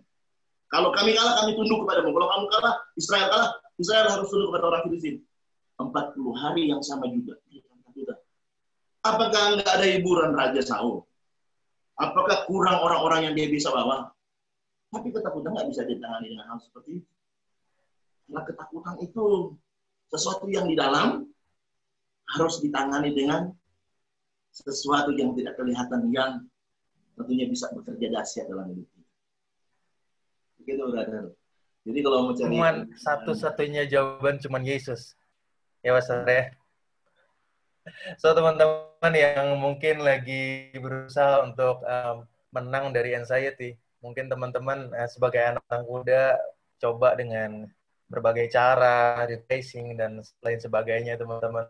Teman-teman kita belajar hari ini. Nggak ada kemenangan di luar Yesus. Cuman Yesus yang membuat kita mengalami kemenangan itu, teman-teman. So, thank you banget, Pastor Al, buat setiap pemaparannya luar biasa sekali. Ini memberkati kita sekali buat pengalamannya, buat sharingnya, bahwa Teman-teman, dari dua narasumber kita hari ini, kita mendapatkan satu jawaban bahwa memang kunci daripada mengalami kemenangan atas khawatiran ini adalah menyerahkan. Menyerahkan kepada siapa? Menyerahkan kepada Yesus seutuhnya. Cuma Yesus yang membuat kita mengalami kemenangan. Teman-teman, buat teman-teman yang mau bertanya langsung kepada narasumber kita, teman-teman boleh memberikan pertanyaan di kolom komentar. Kita akan bacakan secara bergantian satu persatu, kita akan bacakan. Kalau teman-teman memang ada pertanyaan personal, misalnya langsung kepada salah satu narasumber, teman-teman boleh mention namanya, teman-teman. Oke. Ya, sudah banyak pertanyaan yang masuk buat kita.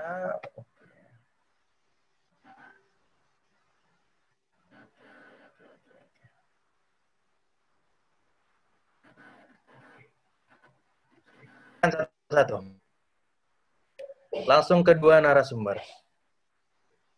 Pastor Chris, Pastor Al udah siap? Yuk. Oke.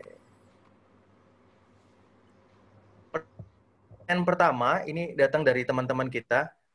Bagaimana cara atau solusi keluar dari trauma kejadian tempat tertentu? Contoh, rumah sakit tempat papa mama saya meninggal, saya selalu gemetar, keringat dingin, tidak bisa berhenti menangis. Semua memori buruk akan kembali walau hanya sekedar lewat depan RS.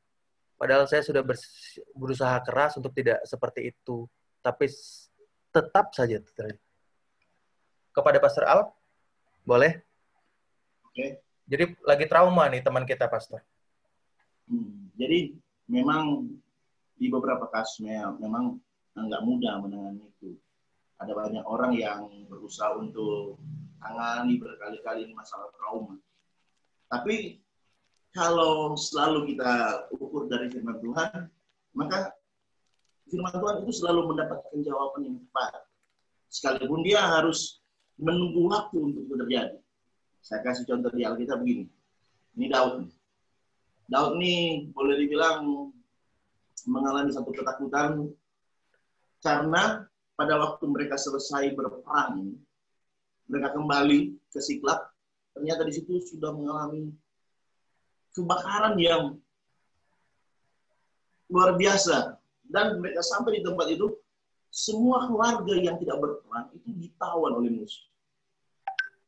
Akhirnya di situasi itu, di keadaan itu, justru bangsa Israel ini yang ikut berperang bersama Daud, mereka persalahkan Daud ini sebagai seorang pemimpin di situ. Mereka anggap bahwa Daud ini yang membawa mereka memimpin justru mengalami hal kerugian, dan mereka hendak melemparkan Daud dengan batu. Tapi apa yang Daud lakukan? Kalau kita berkata, Daud di titik itu dia tidak persalahkan orang-orangnya, tapi Daud menguatkan kepercayaannya kepada Tuhan. Nah, maksudnya begini, trauma itu nggak mudah. Trauma itu sesuatu yang saya bilang, saya ngalamin, jadi agak sulit untuk menjelaskan lebih banyak. Cuma kalau dia dari sudut Alkitab, harusnya orang-orang yang trauma itu, dia terus menguatkan kepercayaannya kepada Tuhan. Di bagian lain Daud bilang, Mazmur 56 ayat 3 atau ayat 4 itu, waktu aku takut, aku ini percaya kepadamu. Dengan kata lain, ini yang perlu dibangun. Orang trauma ini perlu dibangun selain dia membangun dengan sengaja rohaninya, tapi dia butuh juga komunitas orang-orang yang bisa mendampingi dia. Di saat dia takut, di saat dia trauma, ada orang yang datang kasih tahu. Berkali-kali. Maka Alkitab berkata, di mana ada roh Allah, di situ ada kemerdekaan. Trauma itu bukan kekal. Trauma itu bukan berkelanjutan. Ketika sudah Tuhan yang menangani, trauma itu ada batas expired. Bahkan jangan tunggu, bisa bukan 5 hari, bukan 1 minggu. Bisa aja hari ini engkau mendengar, Tuhan telah mengubahkan perlahan dari hatimu dan membersihkan engkau dari trauma. Dan ketika engkau tidur, engkau mengalami hari-hari yang seperti biasa, tiba-tiba itu hilang dengan sendiri.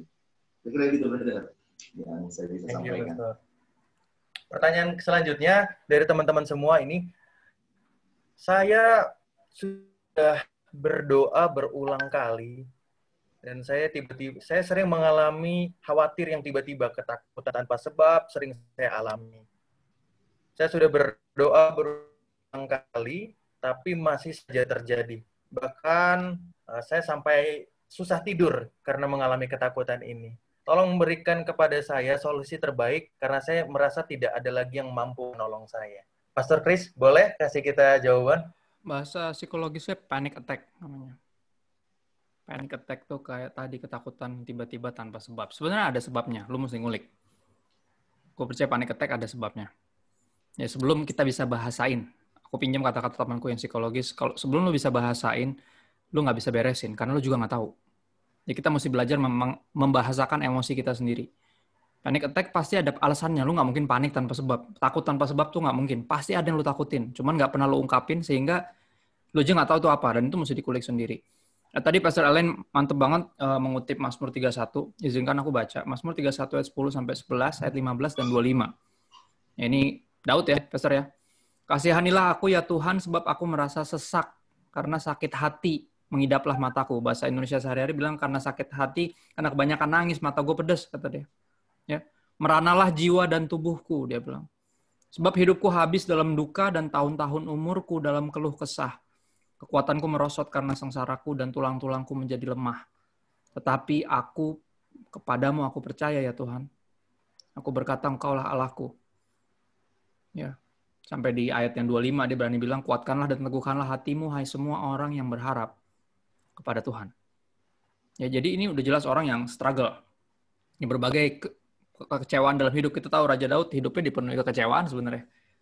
Ya, dia berakhir istilahnya dalam, yaitu karena dosa yang dia bikin kan. Istilahnya Tuhan kan udah bilang, habis ini semuanya pasti akan jadi ribet gara-gara lu sendiri.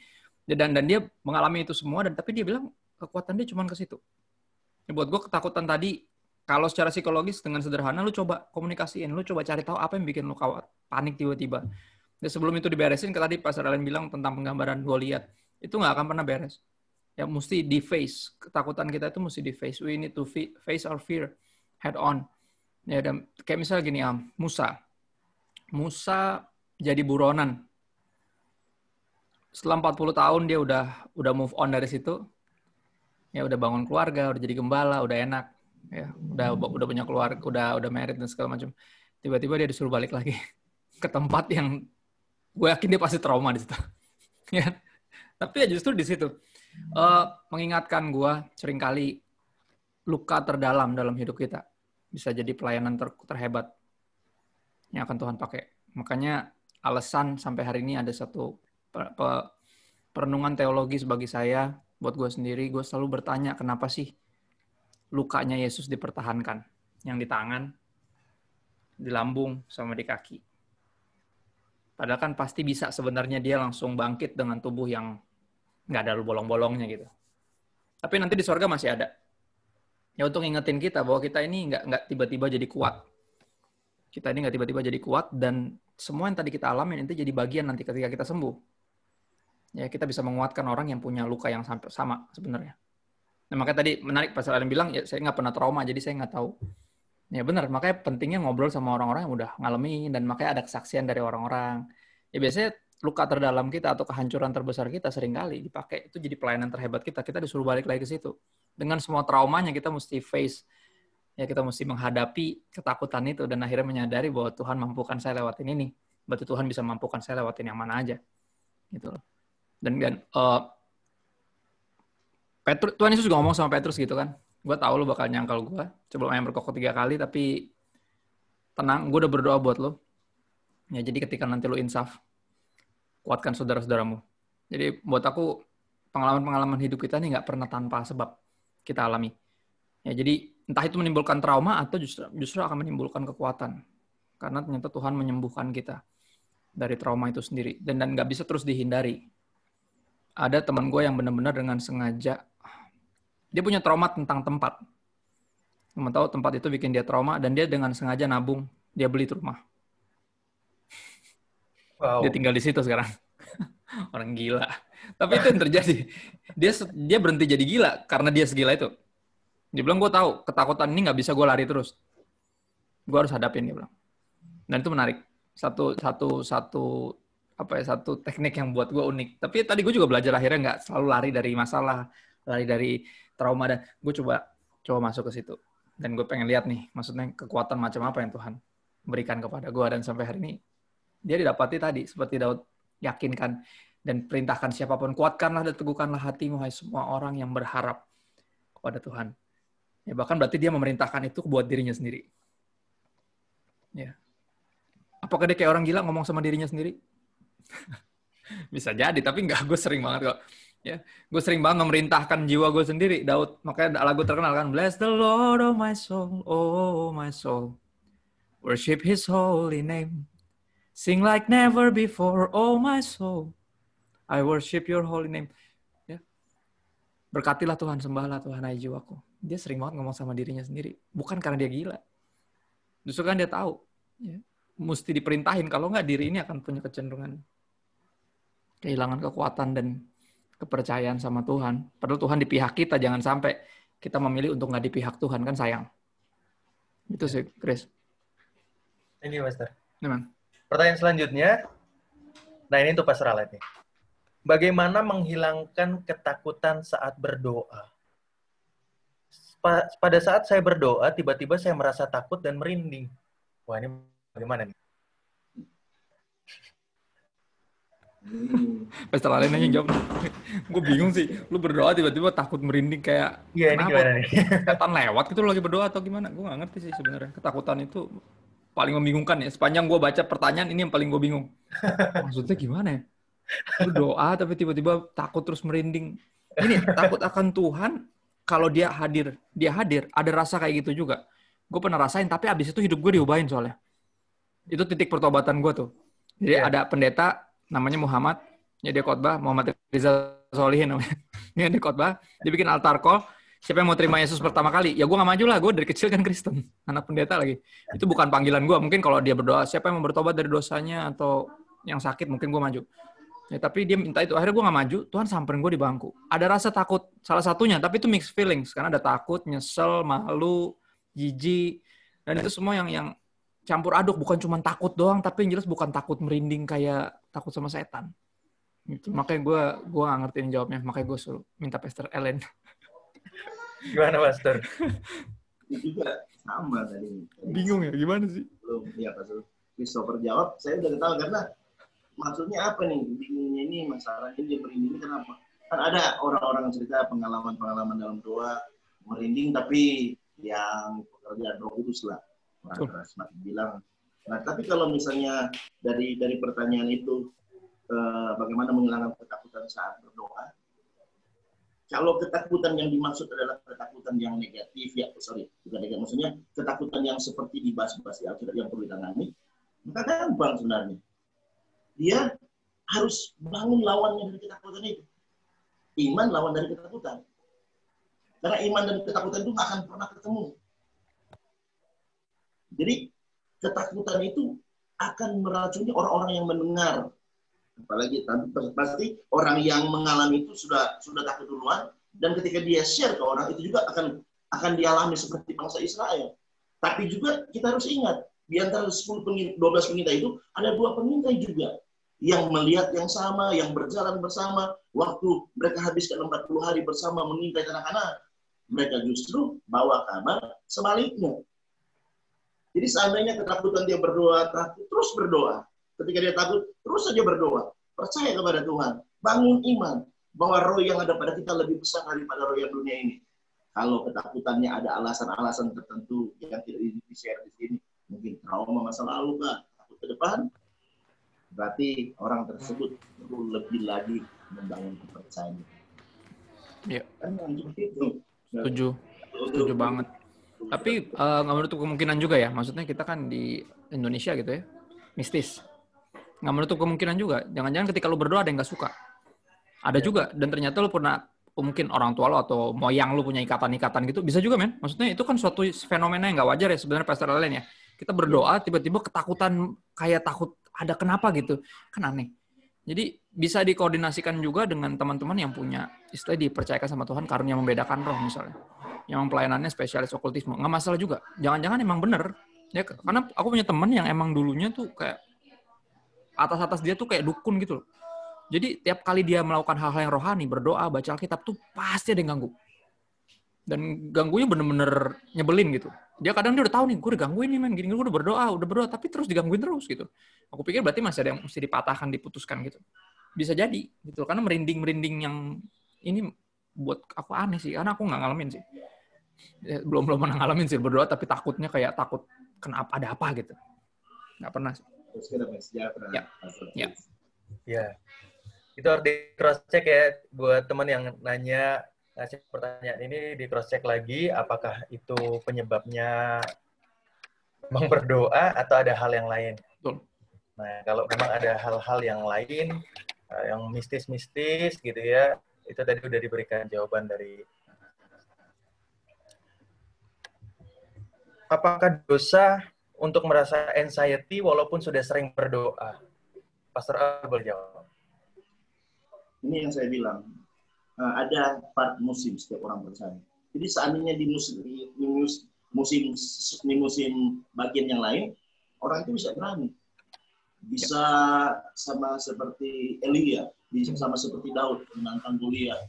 Kamu datang dengan tomat dan lembing, tapi aku datang dengan nama Tuhan. Sehingga membuat situasi yang tadinya ketakutan selama 40 tahun, sebelum Daud tampil, dari ketika Daud tampil berubah. Bahkan sampai Saul pun bilang begini, khawatir kepada Daud.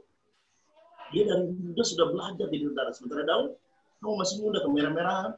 Dengan kata lain, dia bilang, kamu nggak mungkin mengalahkan dia. Tapi justru Daud bilang hal yang lebih luar biasa di 1 Samuel 17. Jadi, sebenarnya kalau mau bilang dosa, bisa ya, bisa tidak. Kalau ketakutan itu datang singgah saat, kita belajar dari Alkitab. Orang percaya itu harus cepat menangani. Karena efeknya bahaya. Saya kasih contoh begini. Bangsa Israel ini keluar dari Mesir. Jadi mereka keluar, mereka sudah nyanyi-nyanyi. Mereka, kalau saya menggambarkan gitu ya. Karena mereka juga bawa harta yang banyak dari Mesir. Sebelum mereka keluar, datanglah ke rumah orang-orang Mesir dan bisa bawa semua harta. Minta apa saja mereka kasih. Jadi singkat cerita mereka keluar, dituntun oleh tangan yang kuat, terus berjalan. Musa di depan mewakili Tuhan untuk memimpin mereka.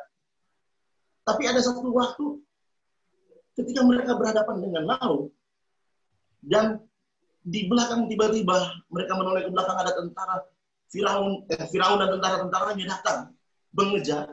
Alkitab berkata dalam Keluaran pasal 14 mereka ketakutan semuanya.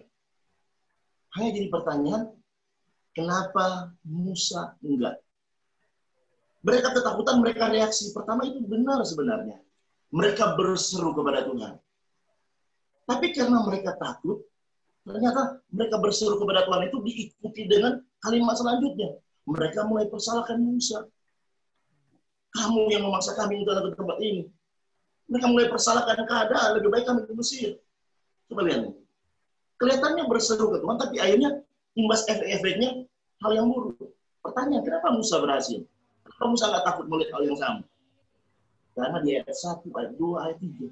Sebelum itu terjadi, Tuhan sudah kasih tahu firman kepada Musa. Nah, firman Tuhanlah yang akan membuat seseorang ketika dia merasa takut, dia bangun di atas dasar firman. Angin boleh datang kencang, tapi dia akan kokoh. Bukan untuk melihat ke belakang, tapi maju ke depan. Dan laut yang menjadi penghalang itu tiba-tiba terbelah. Jadi itu sebenarnya yang mesti dilakukan. Haleluya. So teman-teman, ini banyak banget pertanyaan yang masuk ke kita, yang private ke aku juga banyak banget teman-teman. Kita berusaha untuk jawab semuanya. Kita berusaha semampunya akan kita jawab ya teman-teman. Jadi please bersabar, kita coba jawab satu-satu. Pastor Chris, ini untuk Pastor Chris. Bagaimana caranya overcome rasa takut, nggak bisa ngerjain sesuatu hal yang baru? Gagal move on itu namanya. Biasanya rasa takut itu ditenggarain oleh takut gagal lagi. Ya kan? Padahal kalau nggak pernah coba, lu mana tahu lu gagal lagi. Siapa tahu berhasil kan? In the end of the day, kalau takut gagal, apa ya? Hidup dipenuhi dengan kekecewaan pastinya. Maksudnya nggak semuanya enak-enak aja. Kalau kita dipenuhi ketakutan, kita jadi lumpuh. Ketakutan bisa bikin orang lumpuh. Bikin orang akhirnya mengurung diri dan nggak mau kemana-mana, nggak mau bangun hubungan sama siapapun. Ya, misalnya contoh, ini kan mengerjakan sesuatu yang baru, atau mulai satu hubungan yang baru juga sama juga. Ya kan? C.S. Lewis, penulis dulu dia ateis sampai umur 40. Terus baru jadi Kristen di umur 70 dia meninggal. Dia salah satu penulis yang diakui di dua dunia dalam artian sekuler dan juga rohani. Dia nulis bagus tentang gini, kalau lu nggak pengen hati lu terluka, gini aja, hati lu masukin di kotak, terus lu tanam di tanah. Nggak bakal ada yang nyinggung itu hati lu. Udah pasti aman, tersembunyi, terjaga dengan baik. Ya, tapi lu lihat berapa lama waktu lagi, lu buka kotaknya pasti hatinya hancur. Kenapa? Karena emang hati nggak dirancang buat disimpan. Hati itu dirancang buat dipakai. Walaupun ketika dipakai, ada kemungkinan terluka. Ya, tapi emang hati ini nggak dirancang buat kayak gitu, cuma buat dilindungin. Ya, tapi juga untuk dipakai. Dan kehidupan sama. Buat aku, kalau kita itu namanya sebenarnya hidup dengan karena pernah salah, pernah ditolak, pernah gagal, jadi nggak mau mencoba lagi. Ya akhirnya rugi sendiri sebenarnya. Boleh nggak dia memutuskan untuk nggak mencoba lagi? Ya terserah juga. Misalnya contoh, gagal terus dalam hubungan, akhirnya mikir, gue selibat aja deh buat Tuhan gitu. Ngerti maksudnya? Pengen single aja buat Tuhan. Ya it's okay. Kalau emang itu jalan ninja lo kan gitu. Jalan ninja lo. Siapa tahu. Ya kan? Cuman buat apa? Maksudnya sangat rugi lah kalau Tuhan ternyata siapkan bagi kita pasangan hidup yang dari Tuhan, yang kita akan bangun keluarga yang benar-benar powerful, punya anak-anak yang nanti berdampak. Kalau lo akhirnya memutuskan karena belain rasa takut dan kekecewaan, karena takut kecewa lagi, takut gagal lagi, akhirnya jadi begitu ya, jadi sayang juga. Jadi apa ya? Ya itu bagian dari kedewasaan sih sebenarnya. Ya, misal gini, anak kecil naik sepeda belajar ya, terus jatuh. Akhirnya papa mamanya suruh coba lagi, nggak mau terjatuh lagi gitu. Terus kapan bisanya? Padahal kan bisa itu kan akibat coba jatuh, lama-lama bisa gitu. Itu contoh aja sih. Dan hidup buat aku hampir kayak gitu sih. Belajar dari berbagai kesalahan dan memberanikan diri untuk coba lagi. Jangan gitu. takut gagal. Iya, gagal emang nggak bisa dihindarin. Cuman dalam salah satu gagal dari berbagai gagal itu pasti ada keberhasilan juga. Ingat yang bikin lampu kan? Habis 10.000 dia bikin lampu, akhirnya ada satu yang nyala. 10.000, buset orang. Tapi itu dia yang nyiptain lampu kan. Kalau dia baru 2 kali gagal terus dia nggak mau nyoba lagi, nggak tahu deh kita pakai apa sampai hari ini, pakai obor kali. Atau orang lain yang bikin lampu jadinya, bukan dia. Gitu sih. Kalau ada jalan ya. Iya. Itu gagal move on sih biasanya problemnya, gagal move on. Nah kalau gue tetap percaya gini, dalam hidup kita mungkin bisa gagal, tapi bukan apa yang kita lakukan atau kemana kita pergi, tapi selalu pertanyaannya kita sama siapa. Itu yang paling penting sebenarnya. Ya, ini baru cuma kegagalan yang biasa loh. Belum kayak tadi hidup mengkhianati loh, kayak Yusuf. Itu lebih sulit lagi. Dia enggak lah, mau maju kemana juga kayaknya kena terus gitu, diincar terus. Kayak jadi domba di tengah serigala gitu, tapi dia tetap maju karena dia tahu gembalanya bareng dia. Itu penting banget sih untuk diingat. Pastor Alain mungkin ada mau tambahin, Pastor, mengenai gagal move on ini, Pastor. Udah cukup, Pastor Christopher. Siap. Luar biasa. Mewakili banyak hal. Makanya jika orang ketika dia gagal dan lalu semua itu dia menyalahkan Tuhan dan semua karena salah Tuhan, bagaimana cara mengatasinya? Bagaimana? Tuhan yang mestinya diandalkan disalahin sama dia. Terus dia mau ngandelin siapa? Kalau gue selalu coba mikir, karena gue dulu berpikir kayak gitu, karena Tuhan berdaulat, jadi ini semua salah dia nih pasti. Kan dia ngatur semuanya. Tiap langkahku diatur oleh Tuhan. Ini salah ngaturnya dia nih. Karena langkah gue nggak berantakan mulu, gue kesini mentok nih, kayak dia yang ngaco nih. Gitu. Tapi akhirnya gue tahu itu pasti pandangan yang salah dong. Ya kan? Misalnya gini, kita ambil pilihan, kita yang salah pilih, masa Tuhan yang salah? Dari pengadilan pertama, aku percaya gini. Sorry, aku agak ngomong secara teologis nih. Ya walaupun dari tadi teologis sih, pendeta ya. Gini, pengadilan pertama di Taman Eden. Itu adalah gambar nanti pengadilan terakhir nanti. Artinya di momen itu, ketika lu bikin salah, lu nggak bisa nyalain siapa-siapa. Tuhan nanya sama Adam, kenapa lu makan tuh buah? Adam nyalain siapa? Nyalain perempuan. Bukan nyalain perempuan doang, dia nyalain Tuhan yang ngasih perempuan itu. Dia bilang, perempuan yang lu kasih, coba lu kasih perempuan yang lain. Nggak kayak gini ceritanya. Dia bilang, lihat nggak? Dia bukan cuma nyalain orang, dia nyalain Tuhan. Terus akhirnya Tuhan nanya sama si Hawa, lalu tuh kenapa lu makan? Tuh ular, nyalain setan. Tapi akhirnya apa? Tiga-tiganya didapati bersalah. Gue percaya dalam hidup ini Kalau emang di hari terakhir kita nggak bisa nyalain siapa-siapa, seperti di hari pertama waktu itu ketika manusia jatuh dalam dosa. Artinya di sepanjang kehidupan kita yang dipenuhi hari-hari, kayaknya nggak ada gunanya kita nyalahin siapapun. Nggak ada gunanya, baik itu keadaan sekalipun. Apalagi Tuhan. Kalau satu-satunya pribadi yang bisa lu andalkan, bisa lu minta tolong, oke, lu salahin. Itu siapa yang mau nolong lu? Ngerti gak? Satu-satunya pribadi yang layak dipercaya, layak diandalkan, bisa lu minta tolong. Ya, dan mampu, tolong lebih dari mampu. Itu aja lu salahin. Waduh, gua nggak tahu lagi siapa lagi yang bisa lu andalin dalam hidup ini. Terkutuklah orang yang mengandalkan manusia, mengandalkan kekuatannya sendiri, dan yang hatinya menjauh dari Tuhan. Ayatnya bilang terkutuk, bukan dikutuk. Artinya apa? Lu merugikan diri lu sendiri. Ya, kalau Tuhan mau memberkati lo, tapi lo pilih untuk jadi terkutuk, ngerti gak? Rugi sendiri pada akhirnya. Gue dulu orang yang kayak gitu, gue sering nyalain keadaan. Sebenarnya gue kecewa sama Tuhan, cuman gue gak mau jujur aja, gue takut.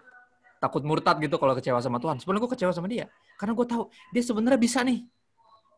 Dia gak bawa gue kenalan sama nih orang nih. Jadi berantakan sekarang. Kan gitu. Gue selalu tuh kayak gitu. Tapi akhirnya gue pikir, kalau emang di hari pertama nggak ada yang bisa nyalain siapa-siapa dan di hari terakhir juga sama. Kenapa di sepanjang hari-hari gue mesti sibuk nyalain orang lain, bukan sibuk memperbaiki diri. Itu sih, itu pertanyaan personal juga buat gue, karena gue tipe orang gitu juga. Gampang nyalain apapun dan siapapun, termasuk Tuhan. Dan akhirnya gue menyadari kalau Tuhan yang bisa gue andelin, gue salahin, terus gue ngandelin siapa lagi. Gitu sih. Mungkin Pastor Alain ada yang mau tambahin tentang menyalahkan Tuhan, Pastor? Menyalahkan Tuhan memang di Alkitab. Bangsa Israel lah paling tepat, selalu bersungguh berkali-kali. Yang memang contoh paling tepat, paling sering kita baca mulai dari Keluaran saja, kita sudah ketemu banyak. Cuma begini, ini Tuhan ini hebat nih, menurut saya. Bukan menurut saya, menurut Alkitab dan menurut kepercayaan saya takut salah. Ini bangsa Israel nih. Jadi sebenarnya kan perjalanan dari Mesir ke Kanaan itu nggak terlalu lama untuk jarak tempuhnya. Tapi 2 bulan ya, Pastor ya? Paling 2 bulan ya. Kalau normal jalan udah langsung. Iya. Jadi mereka berputar akhirnya 40 tahun. 40 tahun. Karena akibat 10 orang ini bawa cerita yang seharusnya nggak perlu begitu, orang-orang terbaik ini. Nah, Tuhan boleh bisa saja masukin mereka ke tanah Kanaan. Bisa. Di tanah Kanaan situ ada kekayaan. Terus di tanah Kanaan itu ada musuh yang perlu ditanggulangi. Karena untuk merebut itu, untuk memiliki tanah Kanaan, menduduki, kita harus rebut, harus kalahkan musuh di situ. Yosua atau orang Israel harus mengalahkan mereka. Tapi karena Tuhan tahu mereka belum siap, Tuhan bawa mereka berputar 40 tahun. Nah, menariknya ketika mereka mau masuk kembali, selesai berputar 40 tahun, Tuhan bilang begini dalam Ulangan pasal 8 atau Ulangan pasal 2 kalau nggak salah, Tuhan bilang begini. Jadi maksud Tuhan memimpin mereka berputar selama 40 tahun di padang gurun, ya kan? Selama 40 tahun itu cuma 2 hal Tuhan mau uji mereka. Supaya takut akan Tuhan, ada pada mereka. Karena ini kunci. Bisa mengalahkan musuh. Kalau secara rohani itu musuh adalah iblis. Tapi kalau secara di zaman itu, untuk mengalahkan musuh menduduki, orang Israel ini harus takut akan Tuhan. Mereka nggak perlu pengalaman perang. Nggak perlu contoh pengalaman perang, karena Tuhan itu bisa mengalahkan orang-orang sehebat, bahkan sehebat orang-orang Mesir pada waktu itu. Tapi kedua, untuk merendahkan hati. Seandainya coba kalau Tuhan mau masuk sebelum dituntun berputar selama 40 tahun itu dan masuk. Mereka langsung kaget dengan uang di dalam. Kekayaan semua tidak perlu diusahakan, sudah tersedia. Jadi karena Tuhan nggak mau mereka gagal, Tuhan pimpin mereka berputar. Jadi mungkin kalau ada orang sudah kecewa atau mensalahkan Tuhan, Tuhan mungkin masih beri kesempatan lagi untuk berputar. Itulah masa Anda evaluasi. Bangun kepercayaan. Minta ampun sama Tuhan. Perbaiki hidup. Karena Tuhan selalu menyediakan Kanaan. Tempat maksimal, tempat yang luar biasa. Bagi orang yang percaya. Itu, brother. Itu, Pastor. Pastor Alain, Yes. saya kecewa dengan masa lalu saya. Teman-teman saya, keluarga saya, orang-orang terdekat saya yang malah menjudge saya ketika saya berbicara, saya speak up. Sehingga sekarang saya malas berbicara kepada mereka. Hati saya hancur dan sekarang saya kesulitan untuk ceria kembali dan membuka diri terhadap orang. simpelnya jawab pertanyaannya adalah bagaimana agar saya bisa berdamai dengan orang-orang, dengan keadaan, dan bagaimana saya bisa berserah penuh kepada Tuhan. Apakah saya masih bisa pulih? Kalau ini ditanyakan oleh orang mati, ya nggak bisa pulih, sudah mati. Tapi kalau masih hidup, itu berarti masih Tuhan beri kesempatan. Ya benar nggak? Jadi Tuhan masih beri kesempatan. Masih ada kesempatan. Nah, bagaimana menanganinya? Tadi Pastor Christopher sudah sebut banyak hal tentang Yusuf. Yusuf itu orang yang, wah, pokoknya diragukan, disalahpahami, difitnah, mengalami banyak hal. Bahkan impian-impiannya, waktu dia datang lihat, si pemimpi itu lihat nih, ayo kita bunuh, mari kita lihat apakah mimpinya bisa terjadi. Jadi otomatis kalau seandainya Yusuf kecewa kepada saudara-saudaranya waktu dia jadi orang nomor 2 di Mesir, dia punya alasan kuat untuk justru membalas mereka semua. Tapi nggak dilakukan. Kenapa nggak dilakukan? Karena buktinya di mana? Waktu dia lihat mereka, dia menangis. Orang yang membenci orang pasti akan nangis. Dia menangis. Bahkan dia coba berusaha untuk beri yang terbaik, dan ketika waktunya pas dia perkenalkan. Artinya begini, ketika kita benci seseorang, pertama rencana lain pasti terhambat dalam hidup kita. Kedua, ketika kita benci dan tidak mau mengampuni, ini tidak segampang yang saya bilang ya, tapi ketika tidak mau mengampuni, yang rugi kita. Doa Bapa kami sudah ajarin kita.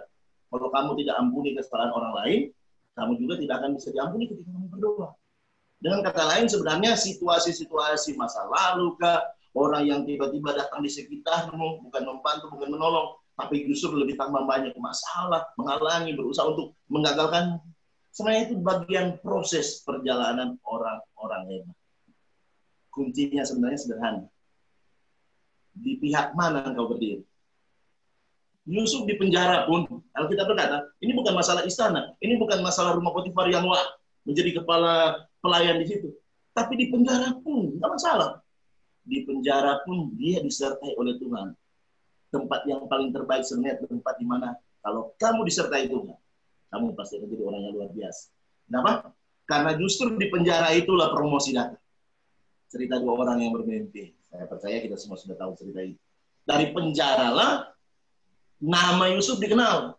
Dan ketika Mesir dalam masalah, Firaun mencari orang untuk jadi solusi. Mencari solusi untuk masalah tersebut. Mereka ingat tentang Yusuf. Saya percaya itu Tuhan yang akan tangani. Dan tiba-tiba dia langsung naik tempat yang sangat luar biasa. Menjadi orang nomor 2. Dan saya coba berpikir sedikit sejenak. Bagaimananya pada waktu itu Potifar ketemu dengan Yusuf yang sudah jadi orang nomor 2 pada waktu itu. Pasti dia akan malu, ya gitulah kira-kira, brother. Karena memang hidup itu memang seperti itu. Kalau kita menyerah, kita kalah pasti. Selama kita terus maju dengan Tuhan, pasti kita menang. Amen. Jadi teman-teman, selama masih hidup, masih bisa sembuh. Ya pasti ya, dan buat gue juga sama. Hati yang gini, kebencian itu kan sikap hati yang rusak, hati yang terluka. Dan ketika kita intim dengan Tuhan, kita sungguh-sungguh punya hubungan sama Tuhan, hati kita diganti sama yang baru, bukan cuma disembuhin. Dan tujuan hati itu diganti sama yang baru, biar hati itu bisa kembali mengasihi. Ya kan? Ayat firman Tuhan cukup jelas, barang siapa tidak mengasihi, ya tidak mengenal Allah. Sebab Allah adalah kasih. Jadi pada akhirnya tujuan kita dikasihi oleh Tuhan, segitu besarnya lewat pengorbanan Kristus, adalah biar kita mampu mengasihi. Kenapa? Karena mengasihi itu perintah terutama loh. Ya kan? Rangkuman semuanya adalah apa? Kasihlah Tuhan Allahmu dengan segenapmu dan kasihlah sama manusia seperti dirimu sendiri. If to love is the greatest commandment, then to fail to love is the greatest failure. Lu bisa jadi orang paling hebat, paling kaya, tapi kalau lu menolak untuk mengasihi, lu jadi orang paling gagal di muka bumi. Seolah kayak gitu. Karena perintahnya buat kayak gitu. Jadi pada akhirnya PR terbesar orang Kristen sampai detik ini sama, masih tentang memaafkan. Tentang mengampuni. Tapi kalau kita ingat kita udah segitu diampuni, kayaknya sulit untuk menahan pengampunan dari orang lain. Karena pasti berpikir, tapi mereka nggak layak. Lu juga nggak layak, jangan lupa itu. Ya kan? Pada akhirnya kita dikasihi bukan hanya biar kita merasa lovely, ya, tapi biar kita bisa mengasihi. Jadi buat aku pasti kayak gitu. Udah pasti bisa pulih nggak? Pasti bisa. Datang ke Tuhan udah pasti pulih. Nggak ada yang Tuhan Yesus nggak bisa pulihin. Nggak ada. Orang yang kerasukan 2000 setan aja, Yesus turun dari kapal, sungkem, setannya sungkem. Asli, nggak perlu dicari di Uber, sungkem. Diusir, meminta izin, boleh nggak kita masuk ke babi?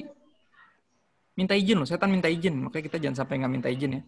Lebih parah dari setan. Takutnya. Jadi dalam hidup itu penting banget.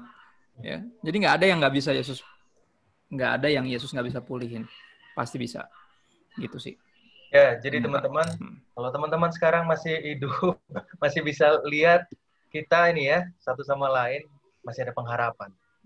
Pastor Chris, ya. Saya ingin bertanya, jika memang betul kita tidak perlu khawatir, apakah artinya berserah kepada Tuhan sama dengan pasrah kepada kehidupan? Contoh, saya fresh graduate, dan sampai sekarang saya masih bingung sedang mencari pekerjaan di tengah situasi yang seperti ini. Karena perusahaan-perusahaan sedang freeze hiring. Ya. Kata Tokopedia, coba aja dulu. Oh iya, lu punya skill. Mestinya. Bukan cuma punya pengetahuan. Kita hidup di mana kita bisa bikin bahkan kayak lu bisa kayak bikin program TV lu sendiri via YouTube. Lihat tuh YouTuber. Pada jadi sultan. Cuman dari main game doang. Direkam.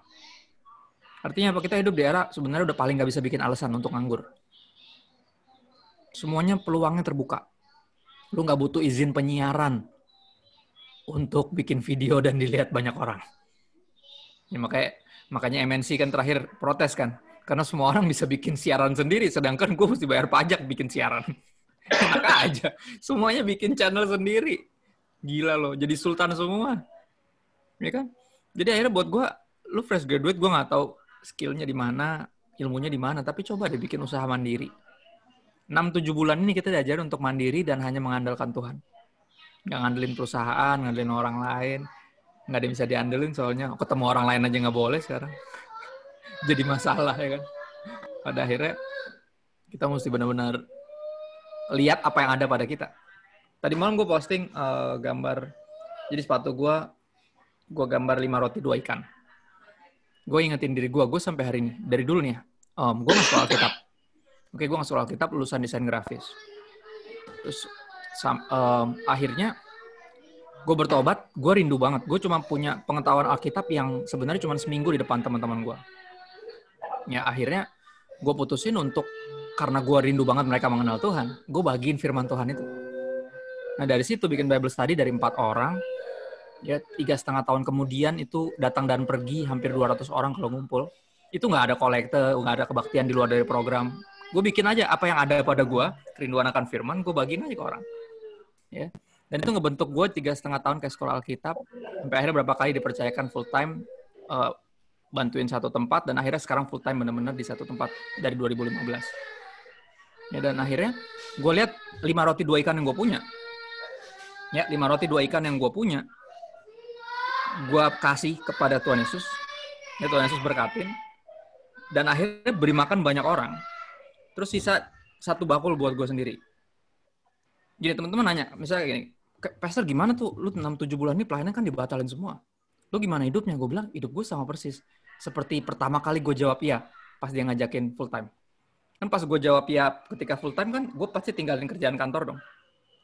Gue takut nanti gue makan gimana. Gue gak mau nyari duit dari pelayanan, gue bilang. Ya terus Tuhan bilangnya somehow, Tuhan kayak ngomong impresi gini, kalau lu tuh hamba gue, yang mikirin gaji lu itu gue. Bukan lu kerja, lu melayani. Ya, lu pakai yang ada pada lo, bukan yang nggak ada. Ya, dan akhirnya itu yang terjadi.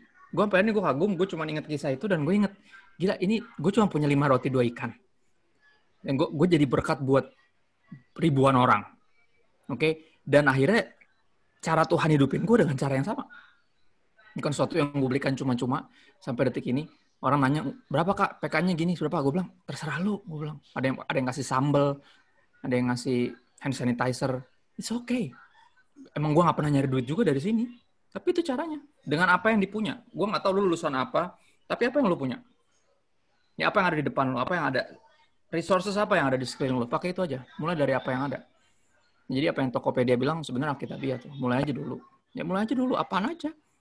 Dari hal yang paling lu suka, dan lu paling lu ahli. Gak usah nunggu di hire bokap gue selalu ingetin gue, lu pelayanan sebelum mimbarnya ada. Dia bilang gitu. Jadi jangan baru melayani ketika ada kesempatan buat melayani. Enggak. Lu melayani aja terus. Mau ada yang hargain, mau nggak ada yang hargain. Mau ada yang hired, ada yang rekrut, atau nggak ada yang peduli. Layani Tuhan. Dengan hidup lo, dengan apa yang lo punya. Dan itu akhirnya jadi kenyataan. Dan gue berharap biar kesaksian sangat personal ini bisa encourage. Karena Tuhan nggak pernah suruh kita berkatin orang banyak dengan apa yang kita nggak punya. Ya kan, Filipus bilang, nggak bakal cukup seharga 200 dinar roti. Dan gue nggak punya 200 dinar. Tunas bilang, lu ya Alnel punya apa? Cuman segini 5 roti 2 ikan. Ya udah, sini.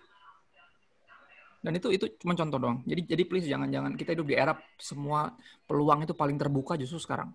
6-7 bulan kita tahu perusahaan manapun gak ada yang bisa lu andelin. Karena semuanya collapse, man. Semuanya. Jadi kita mesti belajar ngandelin Tuhan di 6-7 bulan ini. So, mulai ngandelin Tuhan. Ya, gue udah mulai ngandelin Tuhan sejak gue bertobat di 2008. Umur 24, telat banget gak tuh sebenarnya? Lu berapa belum sampai 24. Jadi please coba andelin Tuhan dari hari ini. Dari umur lu berapapun sekarang. Gue berharap lebih awal gue andelin Tuhan. Kayaknya gak perlu sampai babak belur kayak gini kan gitu. Cuman ya better late than never kan. Lebih baik terlambat daripada tidak sama sekali. Gitu. Jadi mumpung lu masih muda nih baru lulus. Waduh seger-segernya. Ayo bikin aja apa yang lu suka. Lu review apa kayak. Bikin sesuatu yang berguna masukin di YouTube. Bener loh. Orang masang karpet doang. Dengan pesan terakhir, jangan subscribe, jangan like, jangan subscribe, jangan follow, jangan di-share. Dia tulis gitu, jangan. Malah jadi berkat buat orang. Dia cuma masang karpet. Karpet di kos-kosannya dia doang direkam. Lihat gak? Pokoknya lakukan yang berguna dan lu berharap bisa berkatin orang lain. Gini, kerinduan jadi berkat selalu direstui sama Tuhan. Gua ulang. Kerinduan jadi berkat selalu direstui sama Tuhan. Jadi gue berharap kehadiran lu jadi berkat di rumah, walaupun di rumah doang. Ya walaupun belum ada kantor yang rekrut lu jadi berkat dengan apapun yang ada pada lu. Itu sih, sorry agak curhat. Ya. Yang personal itu justru malah menyentuh, Pastor. So this is the last question buat Pastor Alain. Pastor, bagaimana pendapat Pastor anak muda yang mengalihkan permasalahannya dengan drugs? Nah, tadi kalau di awal tadi aku ada tanya, orang yang mengalami anxiety ngalihinnya ke refreshing gitu ya, cari hal-hal yang enak dan lain sebagainya. Tapi ini fakta loh terjadi ya. Banyak orang yang ngalamin ini malah justru ke drugs. Nah ini gimana Pastor, cara menangani? Coba ulang pertanyaannya karena tadi pas begitu ada sedikit putus di sini. Oh iya, baik jelas. Pastor, bagaimana dengan anak muda yang mengalihkan permasalahannya ke drugs? Dia ngalamin anxiety dan malah ke drugs, melakukan hal-hal yang negatif. Bagaimana cara menolongnya, Pastor? Ini saya dulu cari tahu anak muda itu apakah dia memang sudah sering terlibat pelayanan, misalnya kan sudah sering ada di pelayanan atau memang nggak pernah sama sekali, cuma Kristen KTP. Jadi seandainya di Kristen KTP dan lari ke situ, itu normal, wajar. Karena memang masih hidup dalam dosa. Itu hidup dan memang areanya dosa itu. Dia bisa cari itu kalau drugs, tapi kalau di lain free sex. Kalau yang lain dia bisa cari yang lain. Yang pasti yang Tuhan nggak suka.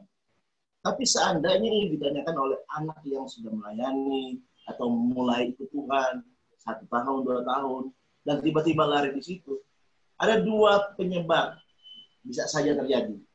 Pertama begini, dianya yang tidak terlibat dalam komunitasnya, gerejanya. Kalau dia youth, ya di youth di gerejanya.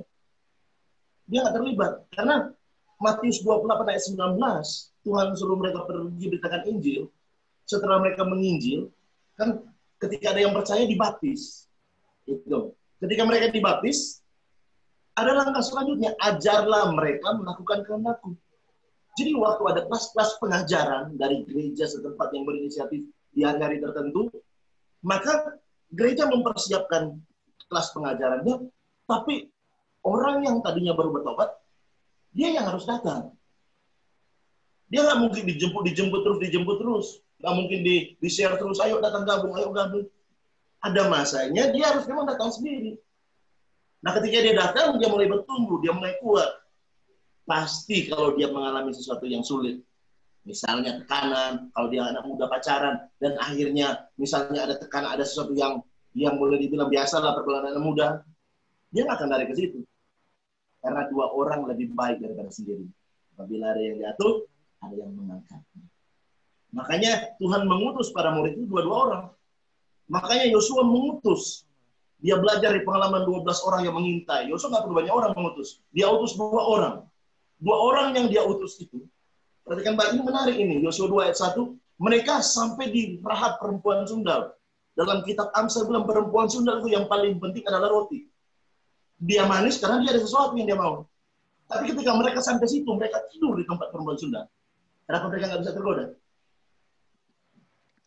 Pasti karena Yosua yang pilih dari pengalaman dulu, dia tahu masalah kalau banyak orang, pasti dia pilih yang terbaik, bukan terbaik dari setiap suku, tapi yang terbaik dari secara rohani. Dan Yosua mengawasi pertumbuhan rohani ini. Makanya mereka bisa menang di masa pengintaian ini. Sekalipun mereka ada di sekitar perempuan Rahab. Kayak itu berada. Ya, untuk saya seperti itu. Thank you, Pastor.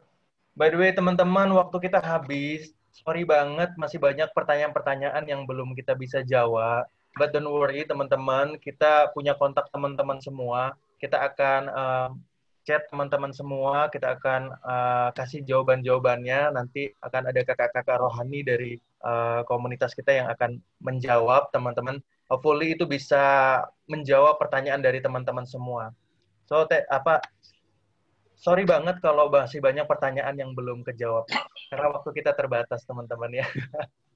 Kita nggak mau 24 jam di sini, toh. Masih ada aktivitas yang kita harus lakukan. Pastor Chris ada pelayanan lain, Pastor Alfon begitu, teman-teman ya. Sorry banget, teman-teman. So, thank you buat hari ini, buat teman-teman semua yang udah join. Kami berharap bahwa acara ini bisa memberkati kita semua karena personal, teman-teman, aku diberkati banget dengan setiap jawaban-jawaban yang boleh Pastor Chris jawab. Kemudian Pastor Al paparkan itu luar biasa banget, teman-teman. Bahwa cuman Yesus jawabannya. Bahwa cuman pengharapan kita tuh cuman ada di Yesus, teman-teman. Nggak ada di hal lain. Aku coba rangkum, teman-teman ya. Aku coba rangkum dengan apa yang disampaikan selama beberapa puluh menit ini, bahwa teman-teman, kesimpulan hari ini teman-teman, bahwa anxiety ini adalah masalah yang serius, yang bisa juga berimbas ke orang lain. Ini bisa jadi racun, bukan hanya membunuh diri sendiri, tapi membunuh orang lain. Jadi hari ini harus ditangani, teman-teman. Ini satu hal yang benar-benar mengkhawatirkan. Ini satu hal yang benar-benar harus segera ditangani, teman-teman. Nggak bisa ditangani cuma sekedar traveling, cuma sekedar refreshing, cuma sekedar makan enak. Nggak bisa ditangani cuma sekedar itu, teman-teman. Ini cuma bisa ditangani kalau apa? Kalau pas tadi ada di kolom chat aku lihat ya, surrender itu adalah jalan ninjaku. Berserah seutuhnya sama Tuhan, teman-teman. Itu cuma jawabannya. Karena cuma dari Yesus kita dapat jawaban. Tak kenal maka tak sayang maka tak percaya. Anxiety is not a sin issue, but trust issue. Anxiety bisa diserahkan kepada Tuhan, kepada firman-Nya, kepada Yesus yang adalah jawaban dari segalanya. So, thank you banget buat teman-teman yang udah join hari ini. Kita berdoa bisa memberkati semuanya dan bisa mengalami kemenangan atas kekhawatirannya. Sebelum kita tutup acara ini, teman-teman, by the way, aku mau ngumumin satu hal yang mungkin ini juga menarik, teman-teman ya. Jadi kalau teman-teman kemarin ikutin story-story dari Instagram kita, Cross Harvest Youth, kita buat satu challenge untuk event ini, teman-teman. Bahwa ada 3 orang pemenang yang kita dapat hari ini, teman-teman. Jadi kita kemarin kasih challenge buat orang-orang boleh share sedikit tentang mengalami anxiety, mengalami kemenangan atas anxiety. Dan kita udah dapat pemenangnya, teman-teman. Sorry banget, banyak teman-teman yang udah mention kita, banyak teman-teman yang udah kasih kesaksian, konten, dan lain sebagainya di Instagram kita, tapi kita nggak bisa menangin semuanya, teman-teman. Kita nggak bisa menangin semuanya, cuma 3 orang doang. Jangan lupa tetap bersyukur ya buat yang lain yang belum menang. Yang pertama, teman-teman, nominasi likes terbanyak. Jeng gitu ya. Harusnya ada musik sih gitu ya. Cuman sepi, oke lah ya. Nominasi likes terbanyak, selamat buat Stefani Aurelia. Ada nggak ya di sini sekarang orangnya? Selamat Stefani. Ada nggak ya? Kemudian nominasi caption terbaik jatuh kepada Naneta Putri. Selamat buat Naneta. Caption terbaik. Yang terakhir, teman-teman, nominasi konten terbaik. Jeffrey David Romeda. Selamat buat Jeffrey. Sekali lagi selamat buat teman-teman semua yang sudah berhasil memenangkan challenge ini. Nanti teman-teman bisa cek di DM Instagramnya karena kita akan kontak di DM nanti. Jadi pastikan teman-teman selalu cek DM-nya karena waktunya terbatas ya teman-teman. Kalau teman-teman nggak jawab dalam waktu 1 tahun, hadiahnya hangus ya teman-teman. Cepat-cepat dicek teman-teman. Lama banget tuh tahu. Oke, selamat buat teman-teman semua yang udah menang. Ya, kita akhiri acara kita hari ini teman-teman. Kita serahkan kepada Pastor Al, mohon kesediaannya untuk menutup kita di dalam doa. Bapa, kami bersyukur kepadamu buat anugerah-Mu yang besar. Betapa hebat firman-Mu. Betapa hebat perkataan orang-orang yang terus dipengaruhi oleh firman. Sehingga bisa menolong banyak orang. Ada orang-orang yang dengan pertanyaan-pertanyaan karena mengalami situasi kekhawatiran, ketakutan. Kami percaya Tuhan yang kami layani, Tuhanlah yang akan terus menjamah hati mereka, memulihkan, menguatkan mereka. Ada yang trauma dibebaskan dalam nama Tuhan Yesus. Bahkan ada pertanyaan-pertanyaan yang tidak sempat dijawab secara langsung di tempat ini. Tapi kami percaya Tuhan, Roh Kudus tak terbatas untuk menjamah, mengubahkan, memulihkan. Dan Tuhan pakai semua kami bagi kemuliaan nama-Mu. Pastor Christopher juga Tuhan pakai dengan luar biasa. Bahkan CHC Youth Tuhan pakai dengan luar biasa. Biar nama Tuhan dipilihkan dalam kehidupan kami semua. Terima kasih Tuhan. Kami bersyukur. Kami akhiri atau tutup talk show yang luar biasa ini. Dan jawaban-jawaban akan segera terrealisasi. Akan mendapat jawaban bagi setiap para penanya. Bagi orang-orang yang mengalaminya. Dalam nama Tuhan Yesus. Kami sudah berdoa. Amin. Amin. Thank you semuanya. Buat teman-teman yang belum punya komunitas tetap, kita Cross Harvest Youth punya komunitas, kita mengadakan di hari Sabtu jam 7 malam. Teman-teman bisa join kita, teman-teman bisa chat DM Instagram kita, kemudian kita bisa kasih linknya. Nah, seperti sebagaimana Pastor Alen tadi bilang, komunitas itu penting buat teman-teman. Semua, God bless. Salam jemaat Tuhan, berikut adalah informasi terupdate seputar Cross Harvest Church. Inspiring Devotion adalah pendalaman Alkitab di mana saudara bisa mengenal firman Tuhan lebih dalam lagi. Jangan lupa, setiap hari Selasa pukul 7 malam. Untuk kamu yang masih muda, kalian bisa bergabung bersama online youth service setiap hari Sabtu pukul 7 malam via Zoom. Untuk informasi ID Zoom, kalian bisa menghubungi hotline gereja berikut ini. Mari ajak anak-anak kita mengikuti Children Ministry setiap hari Minggu pukul 11 siang di YouTube channel CHC Gading Serpong. Sunday Celebration. Ibadah online ini diadakan setiap hari Minggu pukul 9.30. Mari siapkan hati kita untuk beribadah bersama-sama. Bagi jemaat yang ingin memberikan persembahan mingguan, persepuluhan, dan persembahan ucapan syukur, jemaat bisa memberikannya melalui rekening gereja berikut ini. Sekian informasi dari kami. Kami mengajak saudara untuk follow Instagram kami di @chcgadingserpong, YouTube @chcgadingserpong. Jangan lupa untuk di-subscribe dan tekan tombol lonceng untuk informasi terupdate. Untuk Facebook, saudara bisa @friend di akun Johannes Lilik Susanti. Saya Jenis Andreas. Happy Sunday, Tuhan memberkati.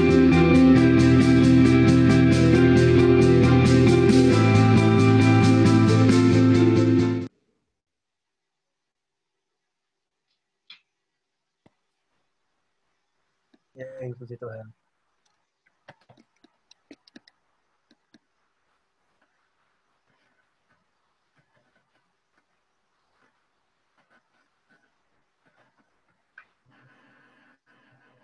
Kau ada di sana.